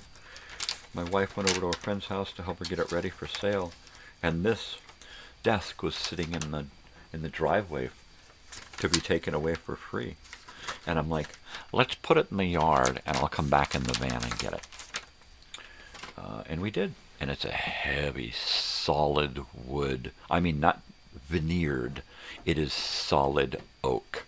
It is a heavy son of a bitch. It is a custom. It's like a handyman desk. It's a desk built from plans out of Popular Mechanics magazine. Does anybody remember Popular Mechanics magazine? Anybody? Well, I'll tell you about Popular Mechanics magazine. It was a great magazine. Been around since, I don't know, I'm going to say the 40s or something. And in it, they talked about what's going on in the engineering world, I guess. And they would talk about all kinds of different things. In fact, I am going to grab us one of my old Popular Mechanics from 1982, and we'll take a look through that. How's that? Does that sound like fun? let's look at what kind of plans they have in one of these old Popular Mechanic magazines. Because what was really neat is they would give you the entire plan and plans on how to build something, even a house, a boat, a houseboat. You could literally go back through editions of Popular Mechanics magazines and build anything that you needed living in the 1980s, 90s. Anything. Literally. A house, a cabin, a boat, a car, a motorcycle. They would literally show you step by step how to build anything. And in each episode, in each edition, in each issue, there was how to build at least one, but usually more than one different little thing.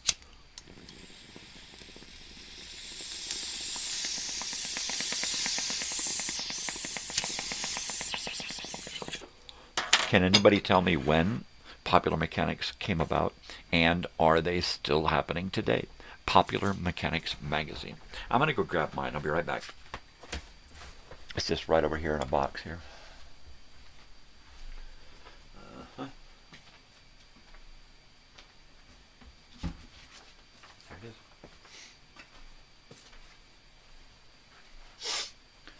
is. Okay, so how fortuitous, how serendipitous, how perfect. This is a Popular Mechanics magazine from, you guessed it, April of 1982. I'm not lying. There you go. And build this gate leg table. There you go. So, this magazine is just beautiful. It has everything that you need to take care of your home, your car, your life. Yeah, in fact, I am going to clean my desk a little bit and set this down, because the whole reason I have this desk is so that I can share what I'm looking at. And right now, my desk is looking at coffee and pot.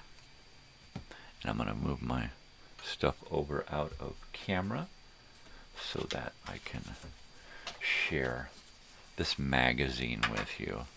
And let me just put it here. That's a Kretz box.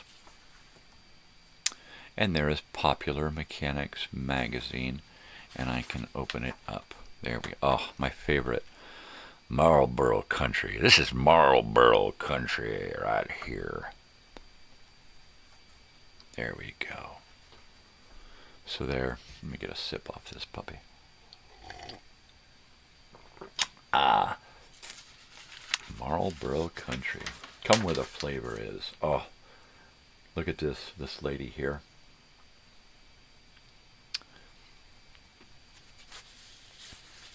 I can't remember her name, but she was the old lady on Every Which Way But Loose, right? And that's a Subaru Brat. That was one of the most awesome vehicles ever made. Seats in the back of the truck facing backward. Seat belts, everything. You could get them with the sunroof or the roll bars. They were fun. My friend's father owned one, and then he gave it to his son. So then my friend had it. And his father drove it to Central California to, Thomas A. Edison Lake. And my friend asked me to go along, and we rode in the back of that truck all the way in those seats and all the way back. It was a lot of fun. Here is a Coleman camper trailer, which is kind of what I was talking about. And, ooh, a Mercury outboard motor. Look at that. All right. Totally. Johnny Walker Red. There you go. Letters to the editor. It's not just a job and it's adventure. Electronics monitor. Right? Future Rounds Corner. Yeah, Billboard News. So there's just different articles about all kinds of stuff in the engineering world. Right? Science Worldwide. Oh, cool lights. Gotta have a cool. Totally. Fram filters.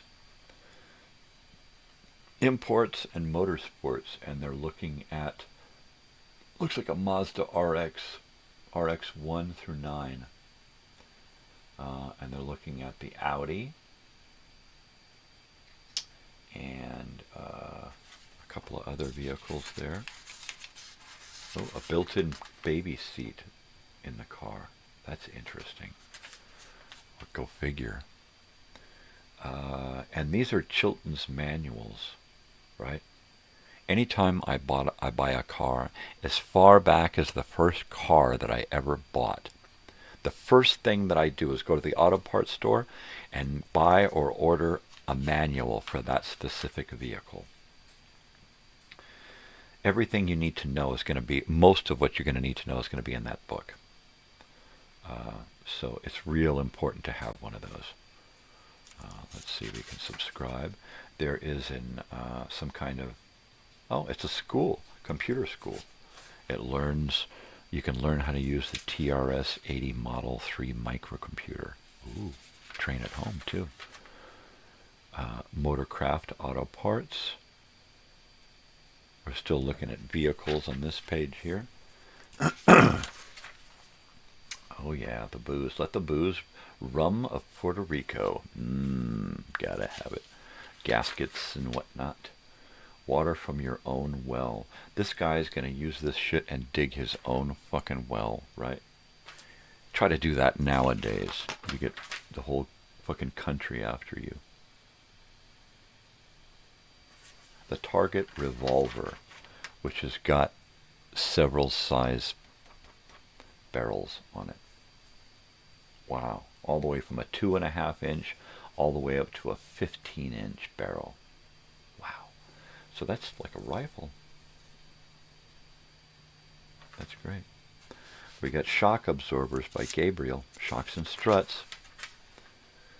Oh yeah. Look at that fuel filter.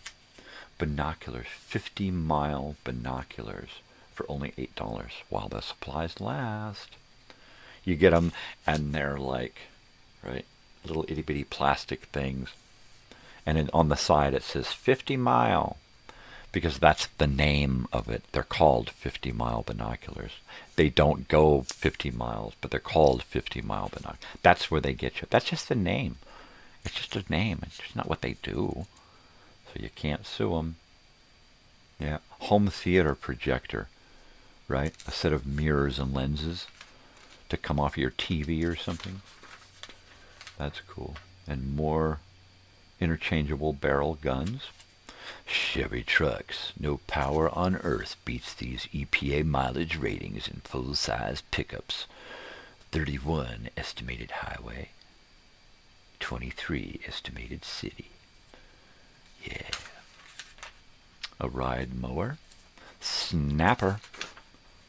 There you go. Equipment and training no other school can match. National Technical Schools. Nice. In Los Angeles. Pretty cool stuff. Napa. Yeah. Car Clinic. Great looking mailboxes here. This one looks like a barn there. This one looks like a covered wagon. Yeah, the covered wagon is the most expensive one at $25.50 plus shipping and handling, mind you. This a motorized bicycle. That's cool. Look at that. A full double-page ad for Camel cigarettes.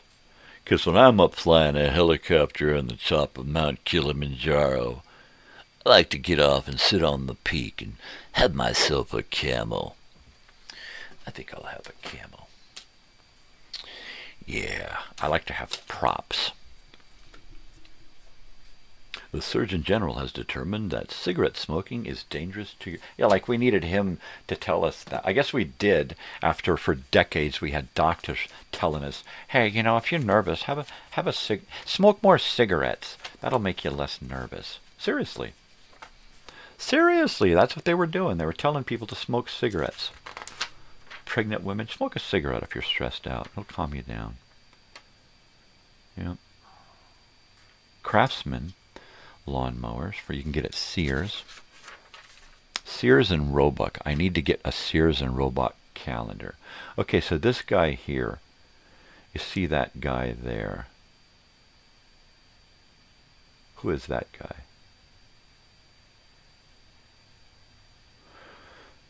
That gentleman, I'm going to say, was the principal on the White Shadow. Yes. All right. Hitch World. U-Haul. That's neat. That's neat. See, little garage tips and hints. That's pretty cool. And then here we've got a lot of stuff for your trailer. Yeah, trailer life. All right. Look at that. That's beautiful.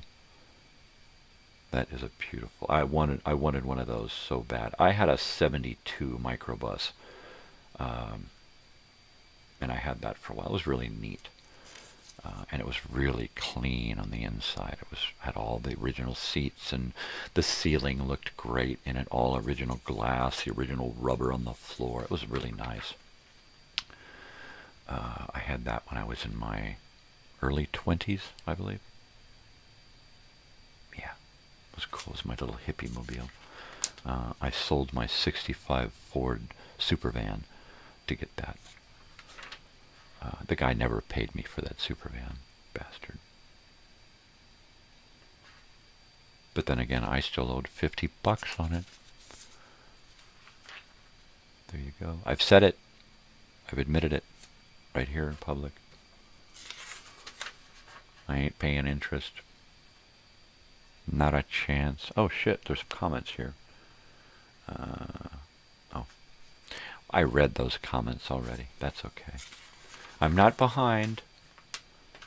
Not behind. Metal detector. Got to get a metal detector. Everybody should have one, and they should search all the time, because God, there's stuff everywhere.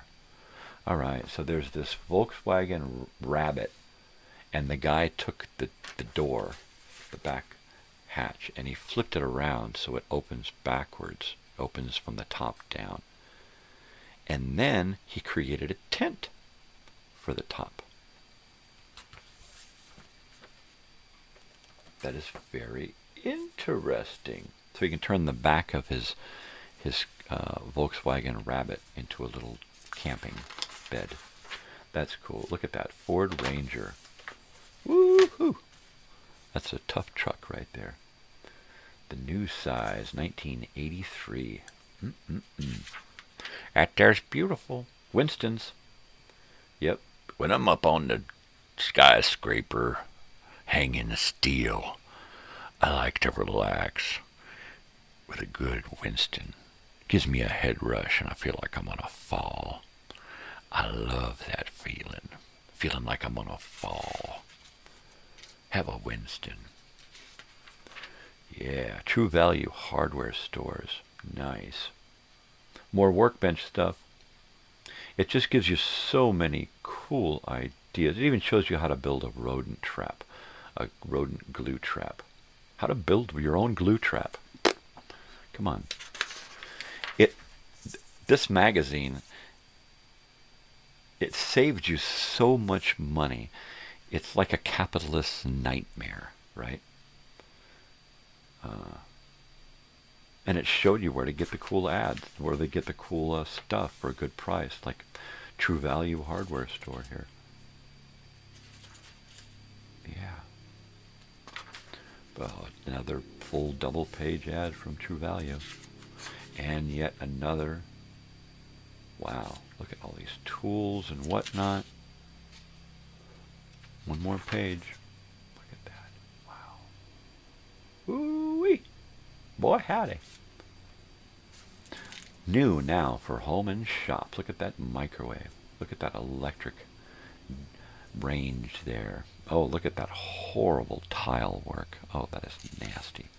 Those were the worst bathrooms, where they had those little tiles and the little corner tiles. Ugh. I hated those tile countertops. They never cleaned up good. The grout always looked like shit. And then, if you did that in the kitchen, the tile work on a kitchen counter always cracked and chipped and just looked grody. Just nasty. What the hell? They've got Napoleon selling extension cords and hanging lights. Wow. Way to go, Napoleon. The guy was almost conquered the world, and they got him hawking cables. That's great. That's advertising. Let a kid from the Far East experience the Old West. AFS International Exchange Programs. Ooh-wee. That's cool. Send me a couple of Chinese. I want to have them come over here. I'll send you a couple of them Texican kids. We'll see how it works. Yeah, boy, howdy. Get them Chinese kids out there on the ranch hustling my cows. What the hell did he say? Hey, Marge, he's getting weird again. Leave him alone, Harry. Where the hell have we been? All right. The 6 cosmic questions of this decade. Are there quasars, or what are quasars? Do black holes really exist?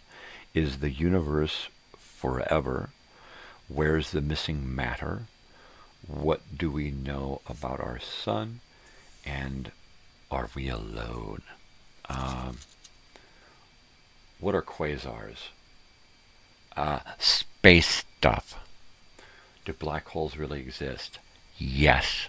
I look and see one every day. Is the universe forever? It is until it ends. Where's the missing matter? Up your ass. Or, as Fonzie would say, up your nose with a rubber hose. Well, actually, that's Vinnie Barbarino. Sorry. What do we know about our sun? It's fucking hot. What a stupid question. Are we alone? Right now I am, but there's somebody over there. I got my secretary here. Say hello, secretary. Oh, secretary. Looks like we're investigating space stuff, and now we're looking at this really cool rod and reel. I'm going to have to wake up my wife here soon. What's going on today? Actually, I think she's going out and then coming back. Oh, we got a boat. We got some hot air ballooning, solar panels on a plane. That's cool. Fantasy on a tabletop. That's really cool. This looks like claymation, animation stuff. That's bitchin'. Yeah. Oh, these little model makers. That's fun stuff. The Scirocco, right? Volkswagen Scirocco. Road tests. So let's road test the Pontiac J2000. These are all fastback, hatchback looking things. Yeah, they're all hatchbacks. Toyota Corolla, Honda Accord, Mercury Lynx and LN7, and the Nissan Stanza. I can't stanza that car. Hey, it's Tony Stanza. All right, I'm going to go wake up the missus. I'll be right back. I'm going to turn this off.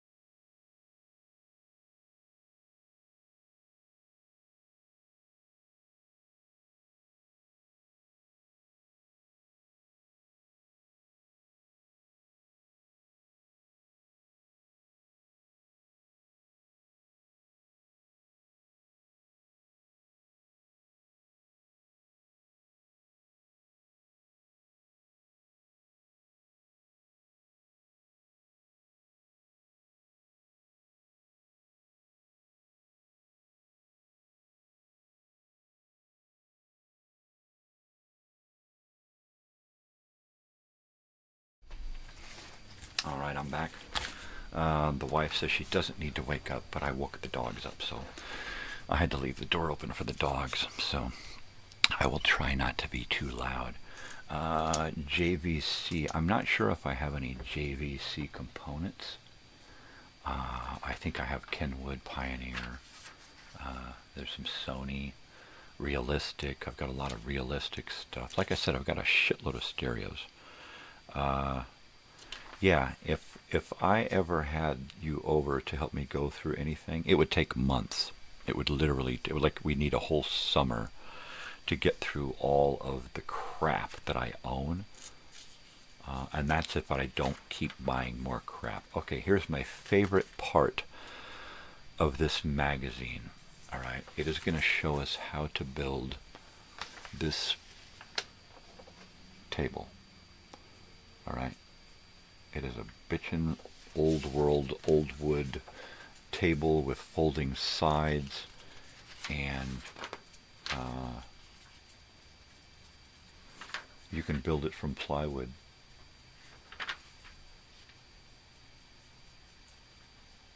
You can build this from, literally build this right out of plywood, and it'll show you exactly what you need to build it, how to cut it, how to drill the holes, how to glue it, clamp it, plan it, everything.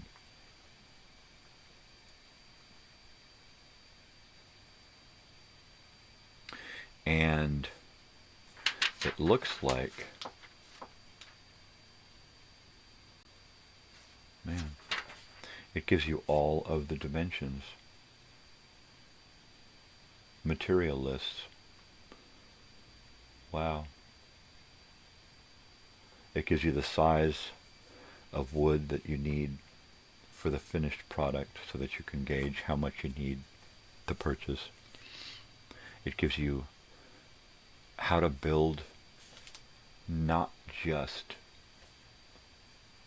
the table, but how to build the chairs, and it gives you the chair plan as well, and a material list. This is beautiful. This is brilliant. How to repair your roof. All right. Before you needed a mechanic or a contractor or anybody, you did it yourself. Yeah. America used to be really self-reliant.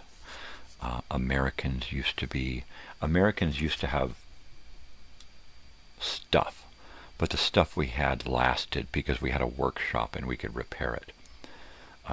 Everything on an automobile used to be repairable or rebuildable.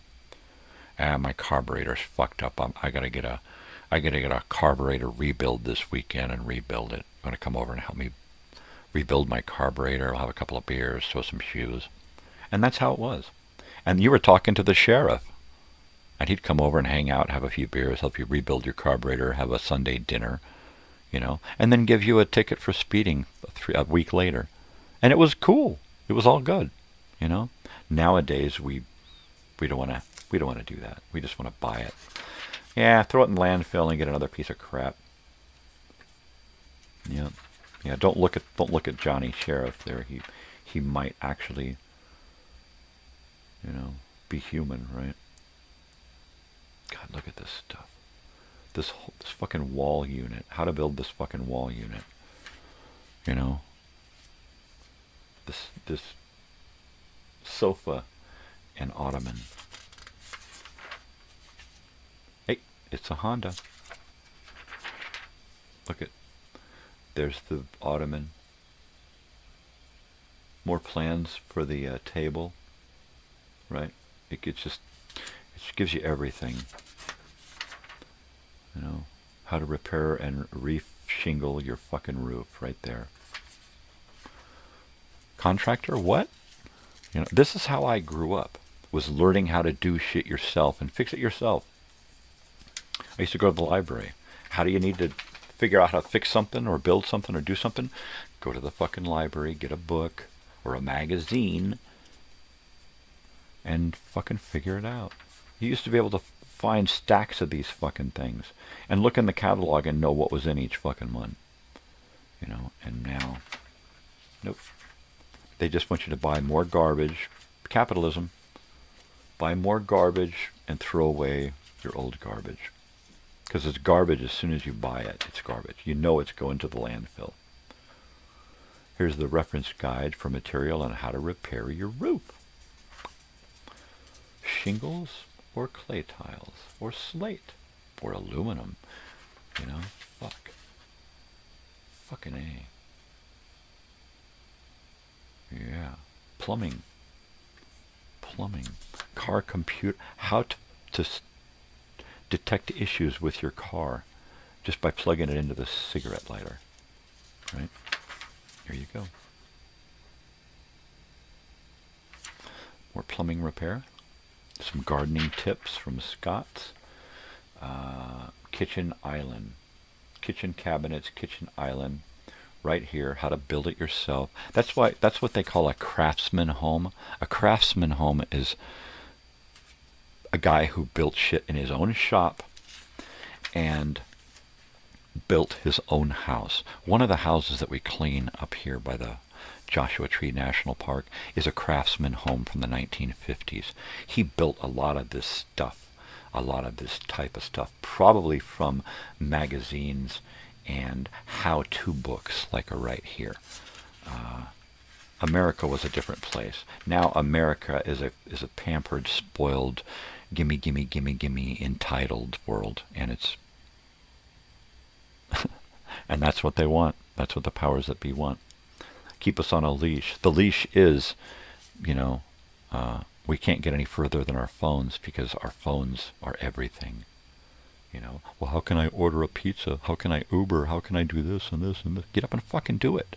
Let's think about who you can call or who you can text or who you can app to do shit for you.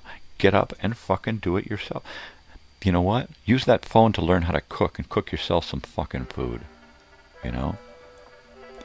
That's what I'm fucking saying. Do something for yourself. And then do something for somebody else. Worry about what others can do for you. Yep, more important stuff. You can manufacture this beautiful outdoor fireplace right there. All it takes is $10 worth of sand and cement products. You can get a plan and build it yourself. A pop rivet tool, how to build a deck with the right materials. That wood burning stove, we could buy that, install that. Look, there's the plan on how to install it. Right there, everything. How to lay tile. How to lay tile on a curved wall.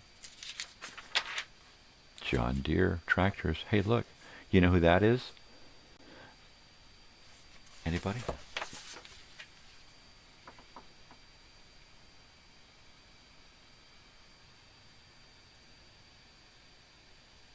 Yes, that's Bruce Jenner. That's Bruce Jenner. Actual physical proof that he's an actual man. Bruce Jenner. Bruce Jenner the man. Right there. Let's see. How to line your closet with cedar. Nice. A little cedar veneer in your closet. That'll keep the moths out. Totally. Entry alarm. Right? There you go. There you go. Yeah. More tractors. Kubota. Full double-page Kubota ad. We used to have a Kubota dealer out in Hemet, Paris area.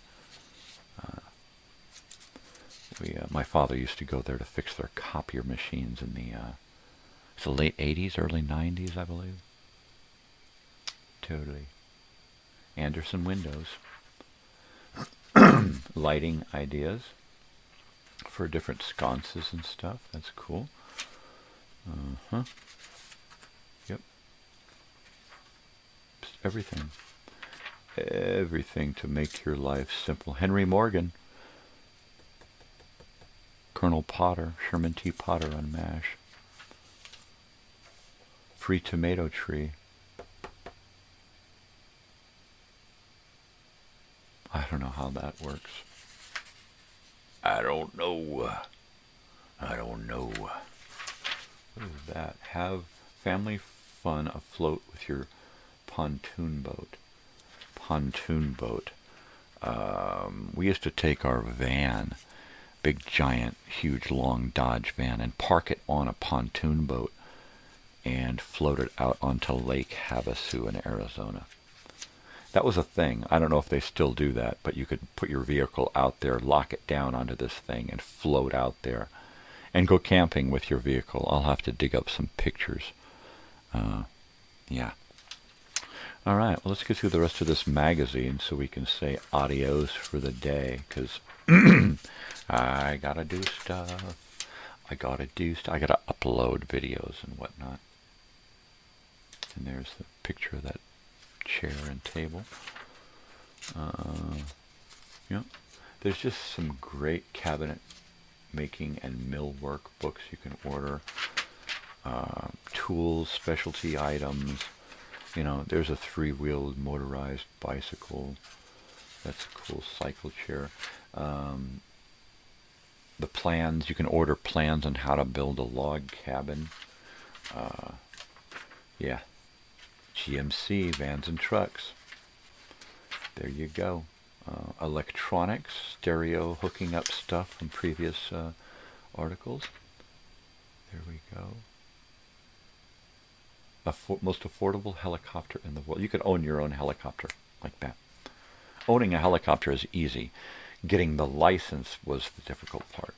But anybody could own a helicopter. You just couldn't fly it. Right? That's a great looking planer right here. That's very cool. Look at this Yamaha. $2,000 for this Yamaha 650 twin. 1983. This Yamaha, or one very similar to it, was actually sitting in my friend's garage, Andrew. His stepfather, who bought all these motorcycles for everybody in the family, bought, I think it was maybe it was his sister, that they bought the 654. Of course, he had a little 80 and 100 that he would take off and ride to junior high. But he'd get in trouble for that. He'd get into a lot of trouble. Here's one of those weird planes there. Right, technology updates. And then what they'll do is they'll talk about the technology updates, stuff that they've talked about in previous articles. They'll update and say, oh, by the way, we need to also do this, or upon further research, or we forgot to mention, that kind of stuff. So there you go. And then we just got the last of the ads here in the back, which is kind of usually my favorite place. Look, how to build your own little 3-wheel mini bike, right? You could buy these or you could build them. They were relatively easy to build. They were. Some more ads, how-to stuff. Build your own boat, right? Workers, woodworking bench. They were just great. Where to buy trailers, how to build trailers, how to build your own dome home. There's a lot of these built from plans right out of this that are still standing today. You know, affordable homes, plans that you could buy, and then a lot of times you could do the work, and you just had a contractor come by and help you with this and that, make sure you were on the right, on the right path.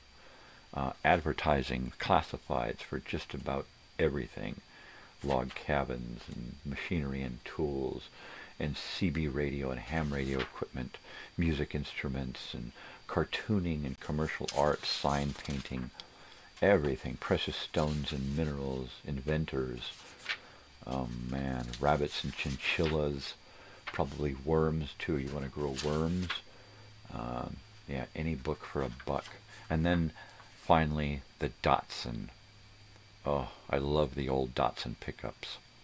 There's a couple of people out here in town who actually own Datsun pickups, right? That are still working. Still working. All right, well, I guess I am going to wrap it up for the day so I can do some more YouTube uploads for the first week of May. And, well, let's see. I've got to clean a couple of houses today, work here in the house, try to get things cleaned up, work on my chair. I figured out that I could combine 2 chairs together and create the chair that I need. So I'm going to be working on that in the next couple of days. I will also be, working on the second week of June, first week of June, second week of June. I'm going to try in the next couple of weeks to get June done so that I stay ahead of the game.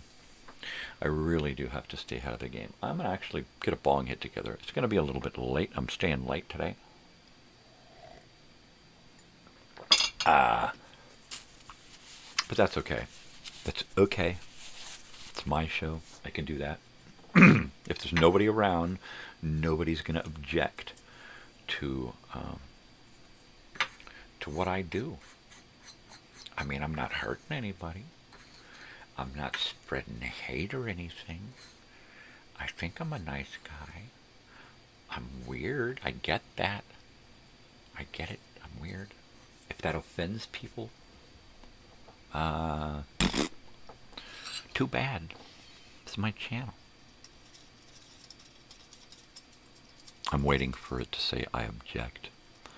Because I said, does anybody object? I figured I was going to hear I object. So there's no I object coming, so I am abject. What? I want to do a couple of bong hits. Because I've been slightly remiss in my duties here as bong hit taker. I got to take bong hits for everybody out there. I mean, not everybody can do bong hits, so I got to tote the line.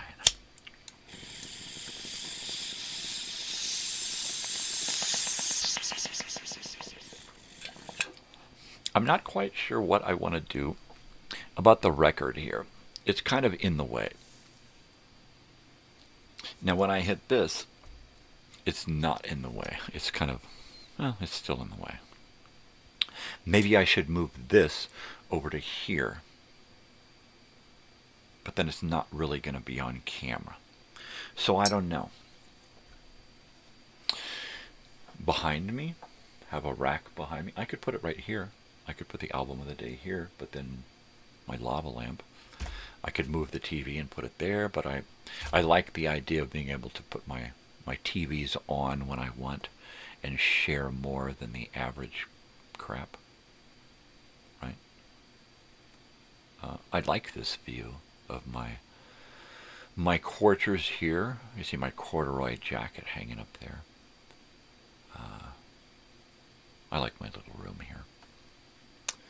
It's my little world. I like to hide here and have my little thoughts and plan my little plans and create my little creations, you know. The only thing is that except for the dog laying there now on the couch passed out, it's pretty much a solo act. I mean, I do this alone. I've thought about getting others involved, like here physically, right? I had a friend that was here for a while, and I really, really wanted to get something going between the two of us. And I tried, and I did a little thing, but he was just not into it, you know, just not his whatever. Sadly, he and I have gone our separate ways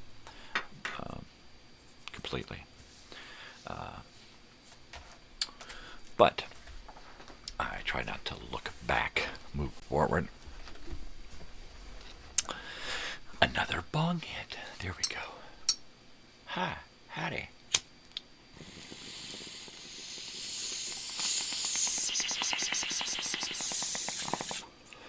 I still need to do quite a few things here to get this area perfect. I kind of feel like this is like a newscaster's desk almost, where I can kind of sit and monologue. But I like that it feels unofficial, you know. I spend a lot of time here doing what I do because it's fun. it keeps me from, well, from myself, really. And it helps me to find out about myself. It's kind of weird. It's kind of weird. Keeps me preoccupied, but at the same time, it just throws me right into the middle of myself. Because it's just me. So what else do I have to talk about but me and my life and the things that make me me?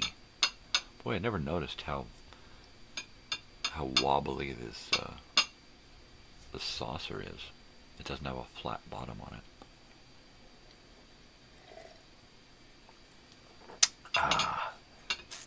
Hence the jiggle. Well.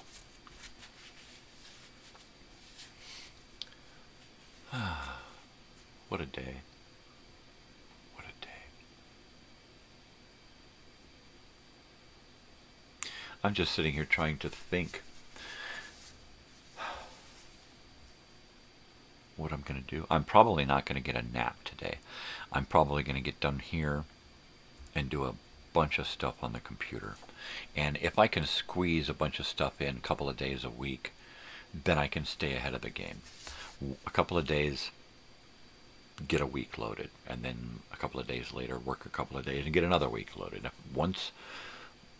If every week I can get 2 weeks loaded, that's all I need. That's all I need.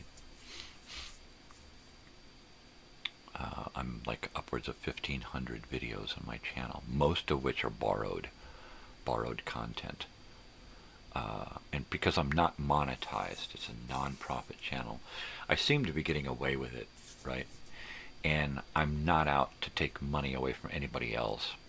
I'm just not in this to make money. But I am in it to share my life and those things that made my life, right? And once I get to a certain, probably this year sometime, I'm going to get to a critical mass where there's, you know what, there's enough stuff on my channel to talk about. I won't need to upload any more crap, and it's just going to be live. I may get to a point to where I'm going to want to be live most of the time, right? As things kind of wind down, I'm probably going to want to spend more and more time being live while I'm alive, right? So I may do that fishbowl camera angle where I just have a camera on all the time and you see me puttering around, and once in a while I put on a microphone. But for the most part, it'll just, you're kind of watching me do my thing. Because there's just going to come a point to where that's going to be all that's going to be left of me. It's just me doing my thing. So there you go. There you have it. There you are. More bong hits is what we're going to do here, because nobody's waking up yet. My wife says, I don't have to go anywhere. Let me... So she's going to sleep in a little bit longer. Dogs are not scratching anywhere, so they're good. This dog over here, he is passed out. He is passed out big time. He is just... He's adorable. He is adorable. He's my best buddy. Yeah. Dogs don't know, right? Dogs know, but they don't know, right? Animals, they don't know. Humans know because we're aware. We're self-aware. I think dogs are too, but they don't understand a lot of stuff. But I think dogs are self-aware. They know. They know they're alive. They know that there's death. They know there's this and that they exist. They can think. They have emotions, right?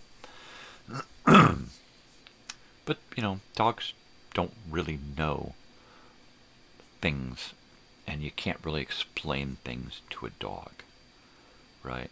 So that's kind of, you can explain something to a human, and a human can have some understanding and know, and some kind of knowing and acceptance, right?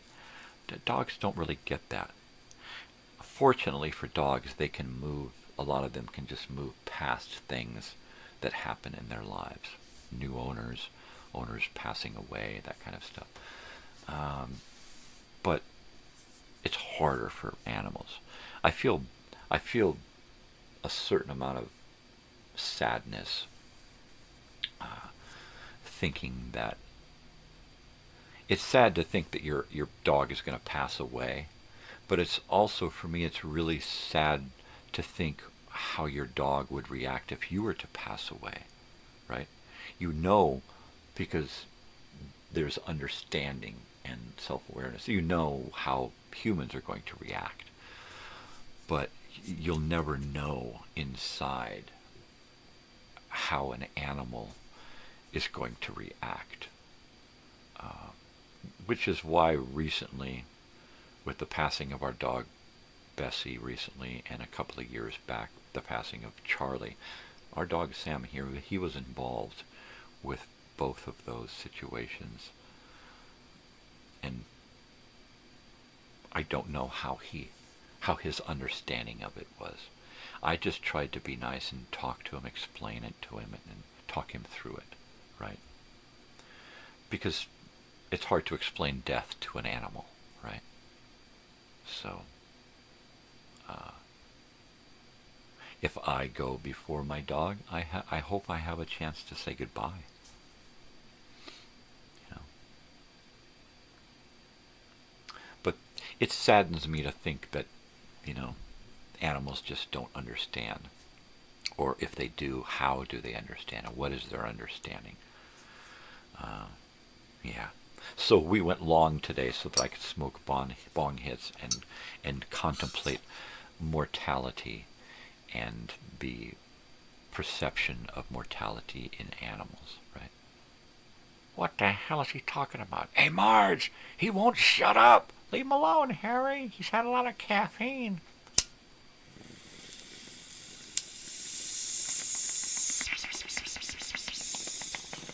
I think it's the bong hits.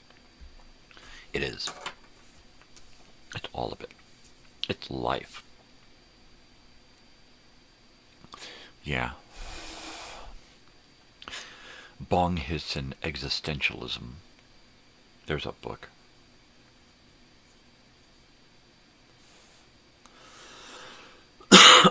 Well, let's really quick talk about what's happening this week.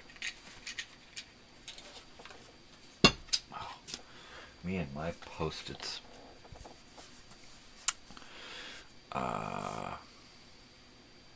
Today is Wednesday. I had hoped that we would be watching PJ and the President's Son, but what I'll try to do is go through and load as many of these as I can into the playlist and try to find them and share them. Boy, it's about this time of the day that the bong hits get to me. Tomorrow, we'll talk a little bit about Child of Divorce and Salem's Lot. Read a little bit more from a TV guide from April. And then Friday, we'll talk about the movie Enemy Mine with Dennis Quaid and Louis Gossett Jr. and co-starring Lance Kerwin. And we'll talk about childhood acting in childhood actors, and then my own experiences with childhood acting. Yes, I had childhood acting experiences on camera. Not my happiest experiences, but I do have some of those experiences saved on video. And I will be trying, I promise, I will be trying, really trying to get those transferred digitally before my demise so I can share them with you. and share them with the rest of the world. And then hope that somebody comes along and takes some of those videos and uses them in other stuff and re-edits them and whatever, you know. Whatever. Ooh, coffee. It's not hot, but I'll drink it anyway. I think I'm going to add a little bit more coffee and creamer to that and heat it up and enjoy it a little bit more.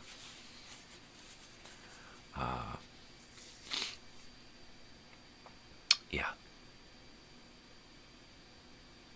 Also on Friday, we are going to do a little bit more about me as a kid. We'll do some more This Week in History, and we'll do Conspiracy Corner, and we'll take a conspiracy and beat it to death. Why not? There's a lot of kooky conspiracies out there. Yeah. I'm having a hard time cutting it off this morning. It's like taking a leak. I just have a hard time stopping the flow. Oh, wait, I'm done. Wait, no, I'm not done. I'm done. Wait, no, a little bit more. And a little bit more. And stop. And a little bit more. Yeah. That's a ticket. Oh, yeah. I know I'm looking at my secretary and she's looking at me like, you know what? You really need to get your shit together. And I do. And, oh, there's my daughter's alarm. It's awfully early. Oh, that's right. It is Wednesday, which means she needs to be over at her commute in a couple of hours. Aha! Right. On the days that I take her, still a couple of hours till she gets out of bed. She stays up late. Hi. You heard the alarm, Sammy? Hi. Ow. Yeah. So the house is going to start waking up here, which is cool. I'm really excited about getting a working chair in here and getting a lot of this stuff out of here. Every day I am going to be trying to bring you something from my collection of crap, even if it's just a record or a TV guide or magazine or something. The objects are going to get bigger and more intricate and more detailed, and the stories are going to get longer. Tomorrow, let's look at some more 8-tracks, another case of 8-tracks, a stack, a shelf, a turnstile. 8-tracks. Eventually we'll get to 45s. What I'd like to do is pair stuff up in groups so that I can say, okay, well, here's this record for the day, and here's the 8-track, and here's a 45 from that. Right? Totally. And I'm wearing the hat and the shirt, or whatever. So let's do something like that. And maybe I'll do something like that. Plan that for the next week. Go a little bit further with this. And I need to find a place to put this. I don't like that it's right there. I don't know where I'm going to put it. I like the fact that the lava lamp looked like it's a part of my hat. So at this point I can put it on the other side of my desk, and it's only visible when we're doing this shot, and then when we do this shot it would not be visible, and then this would be a better shot too. So I'm going to be working on that. Let's do that. But like I said, I can't cut it off this morning. What I need is a cigarette. I gets to have me a cigarette. Let me get a Camel out here. Oh, these things, they gotta be rock hard. These are just a prop that I bought, God, 5, 6 years ago. And I just bought them as a prop to something to go in. I've got a pack of Pall Malls, too. I'll have to bring those out. And they're just props. They're just things to set on the desk to make it look old in here. I'm going to do that more. I'm going to start bringing over more and more old stuff to put in here so that it really does, everything in here has that old feel, right? You look at my books, the reel-to-reel tapes here, and the cases, the Betamax tapes, VHS tapes, that stack of audio tapes there. This is a stack of maps. This little light, those are maps, road maps, old road maps from the 80s or 90s, right? That were actually mine.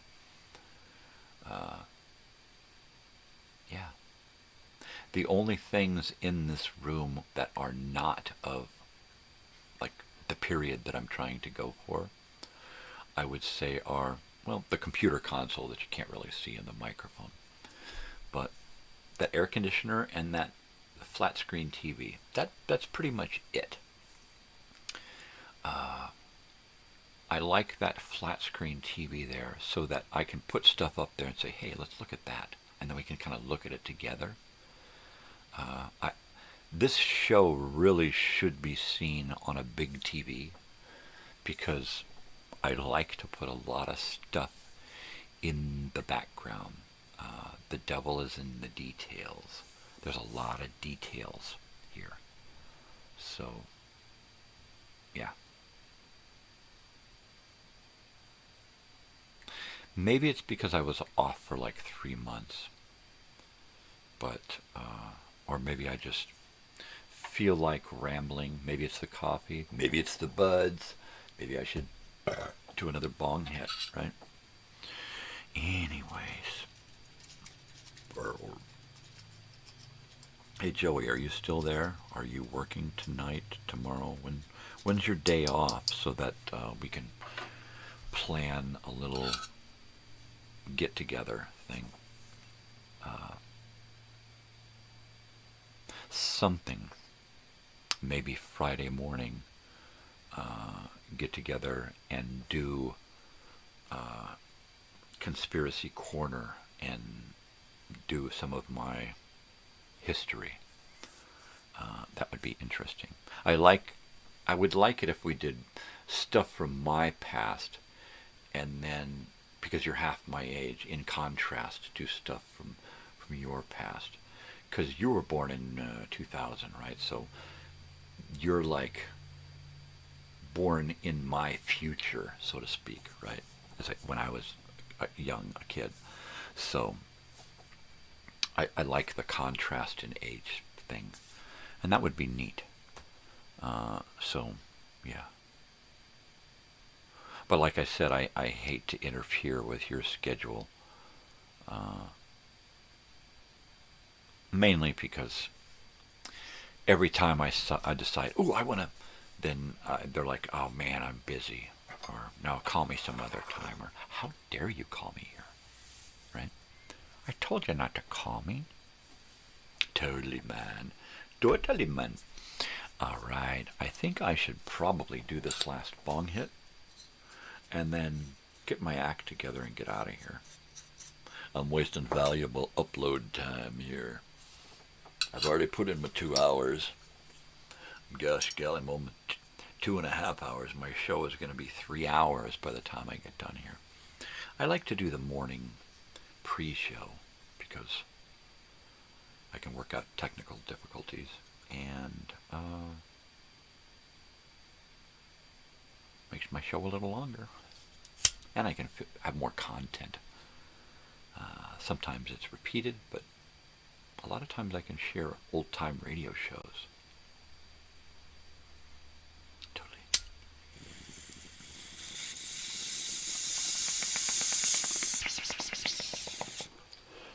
Yeah. All right, people. guess I should think about getting on out of here. Because I have to. And my live feed has probably been channeled into some supercomputer where algorithms are ripping it apart for the keywords that I've used this morning. So, have fun, algorithm, because I drive my algorithm nuts. Mine is probably about as crazy as I am. My algorithm probably thinks he's just a kook. He's just blah, blah, blah again. He don't mean nothing. He ain't no sense in it. He's just spouting off, right? My algorithm doesn't even send me stuff that I talk about anymore. It gives me ads to buy the thing. It doesn't even do that anymore because it knows I ain't going to buy anything. And if it pops up, I'm just going to delete it anyway, right? That's what algorithms do. And we all have our own now.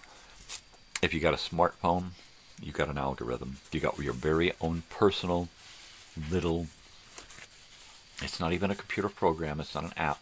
It's just this little collection of ones and zeros that speaks to everything that you are. Not who you are, but everything you are. Because we are what we buy, we are what we eat, we are what we... Yeah. Isn't that crazy, man? That's just some wackadoodle stuff. All right. I am going to get the heck out of here. Mainly because I think I'm alone now. There doesn't seem to be anyone around. I think I'm alone now.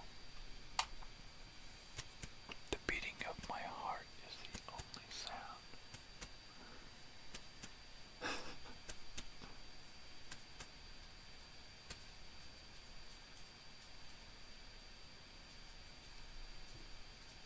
Yeah. All right, people. Thanks for hanging out. It's been awesome. No, really. It's been swell. If not swell, it's been swollen. If not swollen, you ain't doing it right.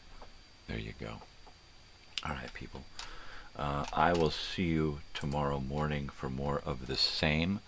I hope that you come back and join me. All right? You know what to do. Be kind, spread peace and love, not bullshit. Do something for yourself, but do something for somebody else too. Why? Because we're together on this. We ain't alone. All right? Most especially, stay weird, because if you ain't weird, ain't nobody gonna be weird for you. All right, people, love you. Have fun. Listen to Gildersleeve, all right? You can find it on my channel. Check it out. Funny dude. Funny stuff. All right. Yeah. I don't know why. I just can't give up the ghost today. Watch, I'll finish with the end credits and then come back. Hey, I'm still here. No, I won't. I will not. All right, people. Love you. Adios. See you in the morning. Bye now.